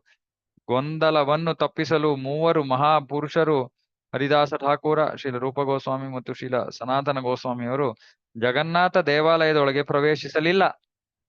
ಪ್ರತಿನಿತ್ಯವೂ ಶ್ರೀ ಚೈತನ್ಯ ಮಹಾಪ್ರಭುಗಳು ಜಗನ್ನಾಥ ದೇವಾಲಯದಲ್ಲಿ ಉಪಲ ಉಪಲಭೋಗ ಹಬ್ಬವನ್ನು ನೋಡುತ್ತಿದ್ದರು. ಹಾಗೂ ಇದನ್ನು ನೋಡಿದ ಮೇಲೆ ತಮ್ಮ ಮನೆಗೆ ಹೋಗುವ ಮಾರ್ಗದಲ್ಲಿ ಈ ಮೂವರು ಮಹಾಪುರುಷರನ್ನು ಭೇಟಿಯಾಗಲು ಹೋಗುತ್ತಿದ್ದರು. ಸೊ ಇವ್ರು ಯಾಕೆ ಜಗನ್ನಾಥಪುರಿಯೊಳ ದೇವಸ್ಥಾನಗಳು ಹೋಗ್ತಾ ಇಲ್ಲ? ಯಾಕಂದ್ರೆ ಇವರು ಒಂದು ರೀತಿಯಲ್ಲಿ ಮುಸಲ್ಮಾನರ ಆಗಿ ಪರಿವರ್ತಿತರಾಗಿದ್ರು ಅಥವಾ ಅವರ ಸೇವೆಯಲ್ಲಿದ್ರು. ಹಿಂದೂಗಳು ಮಾತ್ರ ಅಲ್ಲಿಗೆ ಹೋಗೋ ಅಂತ ಒಂದು ವಿಷಯ. ಈಗಲೂ ಕೂಡ ಪಾಶ್ಚಾತ್ಯ ಭಕ್ತರು ಈ ಜಗನ್ನಾಥಪುರಿ ದೇವಸ್ಥಾನವನ್ನು ಪ್ರವೇಶ ಮಾಡೋಂಗಿಲ್ಲ. ಆದ್ರೆ ಅವರು ಭಗವಂತನ ನೋಡಕ್ ಹೋಗಕ್ ಆಗ್ತಾ ಇರ್ಲಿಲ್ಲ ಅಂತ ಭಗವಂತನೇ ಅವ್ರನ್ನ ನೋಡಕ್ಕೆ ಬರ್ತಾ ಇದ್ರು. ಚೈತನ್ಯ ಮಹಾಪ್ರಭುಗಳು ಪ್ರತಿದಿನ ಬೆಳಗ್ಗೆ ಉಪಲಭೋಗ ಅನ್ನೋ ಒಂದು ಭೋಗ, ಅದು ಭಗವಂತನಿಗೆ ಅರ್ಪಿಸಿದ ಬಳಿಕ ಆ ಮಹಾಪ್ರಸಾದವನ್ನು ತಗೊಂಡು ಅವರು ಇವ್ರು ಮೂರು ಭಕ್ತರನ್ನು ನೋಡಕ್ಕೆ ಬರ್ತಾ ಇದ್ರು. ಈ ಮೂವರಲ್ಲಿ ಒಬ್ಬ ಉಪಸ್ಥಿತ ಇರದಿದ್ದರೂ ಅವರು ಇತರರನ್ನು ಸಂಧಿಸುವರು. ಅದು ಅವರ ಕ್ರಮಬದ್ಧವಾದ ಅಭ್ಯಾಸವಾಗಿತ್ತು ಎಂದು ಶ್ರೀ ಚೈತನ್ಯ ಮಹಾಪ್ರಭುಗಳು ಶ್ರೀಲ ರೂಪ ಗೋಸ್ವಾಮಿ ಅವರ ಮನೆಗೆ ಹೋಗಿದ್ದರೋ ಹಾಗೆ ಅವರು ಮನೆಯ ಸೂರಿನಲ್ಲಿದ್ದ ತಾಳೆಯೋ ಎಳೆಯೊಂದನ್ನು ಕಂಡು ಅದರಲ್ಲಿ ರಚಿಸಿದ್ದ ಶ್ಲೋಕವನ್ನು ಓದಿದರು. ಒಂದಿದ ಚೈತನ್ಯ ಮಹಾಪ್ರಭುಗಳು ಬರ್ತಾರೆ, ರೂಪ ಗೋಸ್ವಾಮಿ ಇವರು ಇರಲ್ಲ. ಅವರು ಛತ್ತಿನ ಮೇಲೆ ಇದ್ದಿದ್ದ ತಾಳೆ ಗಿರಿ ಅದರಲ್ಲಿ ಬರೆದಿದ್ದಂತಹ ಶ್ಲೋಕವನ್ನ ನೋಡ್ತಾರೆ. ಶ್ಲೋಕವನ್ನು ಓದಿದ ಅನಂತರ ಶ್ರೀ ಚೈತನ್ಯ ಮಹಾಪ್ರಭುಗಳು ಹಾಗೆಯೇ ಹರ್ಷೋನ್ಮಾದಾವಸ್ಥೆಗೆ ಹೋಗಿಬಿಟ್ಟರು. ಅದೇ ನೆಲೆಯಲ್ಲಿ ಅವರು ಇರುವಾಗಲೇ ಶ್ರೀಲ ರೂಪ ಗೋಸ್ವಾಮಿಯವರು ಬಂದರು ಹಾಗೂ ಪ್ರಭುಗಳನ್ನು ಕಂಡ ತಕ್ಷಣವೇ ನೆಲದ ಮೇಲೆ ಒಂದು ದಂಡದಂತೆ ನಮಸ್ಕರಿಸಿದರು. ಶ್ರೀಲ ರೂಪ ಗೋಸ್ವಾಮಿಯವರು ದಂಡ ಪ್ರಣಾಮ ಸಲ್ಲಿಸಿದಾಗ ಶ್ರೀ ಚೈತನ್ಯ ಮಹಾಪ್ರಭುಗಳು ಎದ್ದು ನಿಂತು ಅವರಿಗೊಂದು ಸಲ ಮೃದುವಾಗಿ ಕೆನ್ನೆ ತಟ್ಟಿದರು. ಹಿಂಗೆ ಅನಂತರ ತಮ್ಮ ತೊಡೆಯ ಮೇಲೆಳೆದುಕೊಂಡು ರೂಪ ಗೋಸ್ವಾಮಿಯವರ ಜೊತೆ ಮಾತಾಡಲಾರಂಭಿಸಿದರು. ಯಾರೂ ನನ್ನ ಪದ್ಯದ ಭಾವಾರ್ಥ ಅರಿತುಕೊಂಡಿಲ್ಲ, ಶ್ರೀ ಚೈತನ್ಯ ಮಹಾಪ್ರಭು ನುಡಿದರು. ನನ್ನ ಉದ್ದೇಶವನ್ನು ನೀವು ಹೇಗೆ ಅರಿತುಕೊಂಡಿರಿ? ಅಂದ್ರೆ ಮುಂಚೆ ಅವರ ಒಂದು ಸಾಮಾನ್ಯ ಸಾಧಾರಣ ಹುಡುಗ ಹುಡುಗಿಯರ ಒಂದು ಪ್ರೇಮ ಒಂದು ವಿಷಯವಾಗಿ ಕಾಣ್ತಾ ಇದ್ದಂತಹ ಶ್ಲೋಕವನ್ನ ಕೇಳಿ ರೂಪ ಗೋಸ್ವಾಮಿಯವರು ಅದೇ ತರಹದ ಇನ್ನೊಂದು ಶ್ಲೋಕವನ್ನು ಬರೀತಾರೆ. ಆ ಶ್ಲೋಕವನ್ನ ಓದಿ ಚೈತನ್ಯ ಮಹಾಪ್ರಭುಗಳು ಅವರನ್ನ ಕೇಳ್ತಾ ಇದಾರೆ, ಯಾರಿಗೂ ನನ್ನ ಹೃದಯದ ಒಂದು ಭಾವ ಅರ್ಥ ಆಗ್ಲಿಲ್ಲ, ನಿಮಗೆ ಗೊತ್ತಾಯ್ತು? ಹೀಗೆ ಹೇಳುತ್ತಾ ಪ್ರಭು ಚೈತನ್ಯರು ರೂಪ ಗೋಸ್ವಾಮಿ ಅವರಿಗೆ ಅನೇಕ ತೆರನಾಗಿ ಆಶೀರ್ವದಿಸಿದರು ಹಾಗೂ ಪದ್ಯವನ್ನು ತೆಗೆದುಕೊಳ್ಳುತ್ತಾ ಆಮೇಲೆ ಅದನ್ನು ಸ್ವರೂಪ ಗೋಸ್ವಾಮಿ ಅವರಿಗೆ ತೋರಿಸಿದರು. ತುಂಬಾ ಅಚ್ಚರಿಯಿಂದ ಪ್ರಭು ಚೈತನ್ಯರು ಸ್ವರೂಪ ದಾಮೋದರರಿಗೆ ಶ್ಲೋಕವನ್ನು ತೋರಿಸುತ್ತಾ ರೂಪ ಗೋಸ್ವಾಮಿಯವರು ತಮ್ಮ ಮನಸ್ಸಿನ ಉದ್ದೇಶವನ್ನು ಹೇಗೆ ಅರಿತಿರಬಹುದೆಂದು ಕೇಳಿದರು. ಶ್ರೀಲ ಸ್ವರೂಪ ದಾಮೋದರ ಗೋಸ್ವಾಮಿ ಅವರು ಚೈತನ್ಯರಿಗೆ ಉತ್ತರಿಸಿದರು, ರೂಪ ಗೋಸ್ವಾಮಿ ಅವರು ನಿಮ್ಮ ಮನಸ್ಸು ಮತ್ತು ಉದ್ದೇಶ ಅರಿಯಬಲ್ಲವರಾದರೆ ನಿಮ್ಮ ವಿಶೇಷ ಅನುಗ್ರಹವನ್ನು ಅವರು ಪಡೆದಿರಬೇಕು. ಪ್ರಭು ನುಡಿದರು, ರೂಪ ಗೋಸ್ವಾಮಿ ಅವರ ಬಗ್ಗೆ ನಾನು ಅದೆಷ್ಟು ಸಂತುಷ್ಟನಾದೆನೆಂದರೆ ಅವರನ್ನು ನಾನು ಆಲಂಗಿಸಿದೆ ಹಾಗೂ ಭಕ್ತಿ ಮಾರ್ಗವನ್ನು ಬೋಧಿಸಲು ಅಗತ್ಯವಾದ ಎಲ್ಲ ಶಕ್ತಿ ಸಾಮರ್ಥ್ಯಗಳನ್ನು ಅವರಿಗೆ ನಾನು ವರಪ್ರದಾನ ಮಾಡಿದೆ. ಚೈತನ್ಯ ಮಹಾಪ್ರಭುಗಳಿಗೆ ಎಷ್ಟು ಸಂತೋಷ ಆಗತ್ತೆ ಅಂದ್ರೆ ಅವರನ್ನ ಆಲಂಗಿಸಿ ಭಕ್ತಿ ಮಾರ್ಗವನ್ನ ಬೋಧಿಸಕ್ಕೆ ಅಗತ್ಯವಾಗಿರುವ ಶಕ್ತಿ ಸಾಮರ್ಥ್ಯಗಳನ್ನು ಅವರಿಗೆ ವರಪ್ರದಾನ ಮಾಡ್ತಾರೆ. ಭಕ್ತಿ ಸೇವೆಯ ಆವೇಶದಲ್ಲಿನ ಅಂತರಂಗದ ರಸಗಳನ್ನು ಅರಿತುಕೊಳ್ಳಲು ಶ್ರೀ ರೂಪ ಗೋಸ್ವಾಮಿಯು ತಕ್ಕವರಾಗಿದ್ದಾರೆಂದು ನಾನು ತಿಳಿಯುತ್ತೇನೆ. ಹಾಗೂ ನೀವು ಆತನಿಗೆ ಭಕ್ತಿ ಸೇವೆಯ ಬಗ್ಗೆ ಇನ್ನೂ ವಿವರಿಸಿರೆಂದು ಸಲಹೆ ಮಾಡುತ್ತಿದ್ದೇನೆ. ಸ್ವರೂಪ ದಾಮೋದರ ಗೋಸ್ವಾಮಿ ಅವರಿಗೆ ಚೈತನ್ಯ ಮಹಾಪ್ರಭುಗಳು ಹೇಳ್ತಾ ಇದ್ದಾರೆ, ರೂಪ ಗೋಸ್ವಾಮಿ ಅವರಿಗೆ ಭಕ್ತಿ ರಸಗಳ ಆಳಕ್ಕೆ ಆ ವಿಷಯದ ಒಂದು ತಿಳುವಳಿಕೆಗೆ ಅದರ ಬಗ್ಗೆ ಬರೆಯೋದಕ್ಕೆ ಅವರು ತಕ್ಕವರಾದವರು. ನೀವು ಕೂಡ ಅವರಿಗೆ ಮಾರ್ಗದರ್ಶನ ನೀಡಿ, ಭಕ್ತಿ ಸೇವೆಯ ವಿಷಯವಾಗಿ ಮಾರ್ಗದರ್ಶನ ನೀಡಿ ಅಂತ ಅವರು ಸ್ವರೂಪ ದಾಮೋದರ ಗೋಸ್ವಾಮಿ ಅವರು ಹೇಳ್ತಾ ಇದ್ದಾರೆ. ಎಲ್ಲಾ ಪ್ರಸಂಗಗಳನ್ನು ನಾನು ಆಮೇಲೆ ವಿವರಿಸುವೆ, ಈಗ ನಾನು ಕೇವಲ ಸಂಕ್ಷಿಪ್ತ ಉಲ್ಲೇಖ ಮಾತ್ರ ನೀಡಿದ್ದೇನೆ. ಓಕೆ.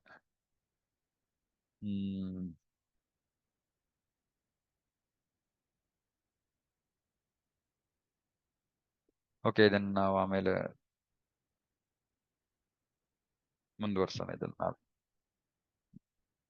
ಇವತ್ತಿಗೆ ಇಲ್ಲೇ ನಿಲ್ಸೋಣ. ಯಾರಿಗಾದ್ರು ಏನಾದ್ರು ಪ್ರಶ್ನೆಗಳಿದ್ರೆ ಅಥವಾ ಏನಾದ್ರು ಹೇಳಕ್ಕಿದ್ರೆ ಹೇಳಿ. ಹರೇ ಕೃಷ್ಣ.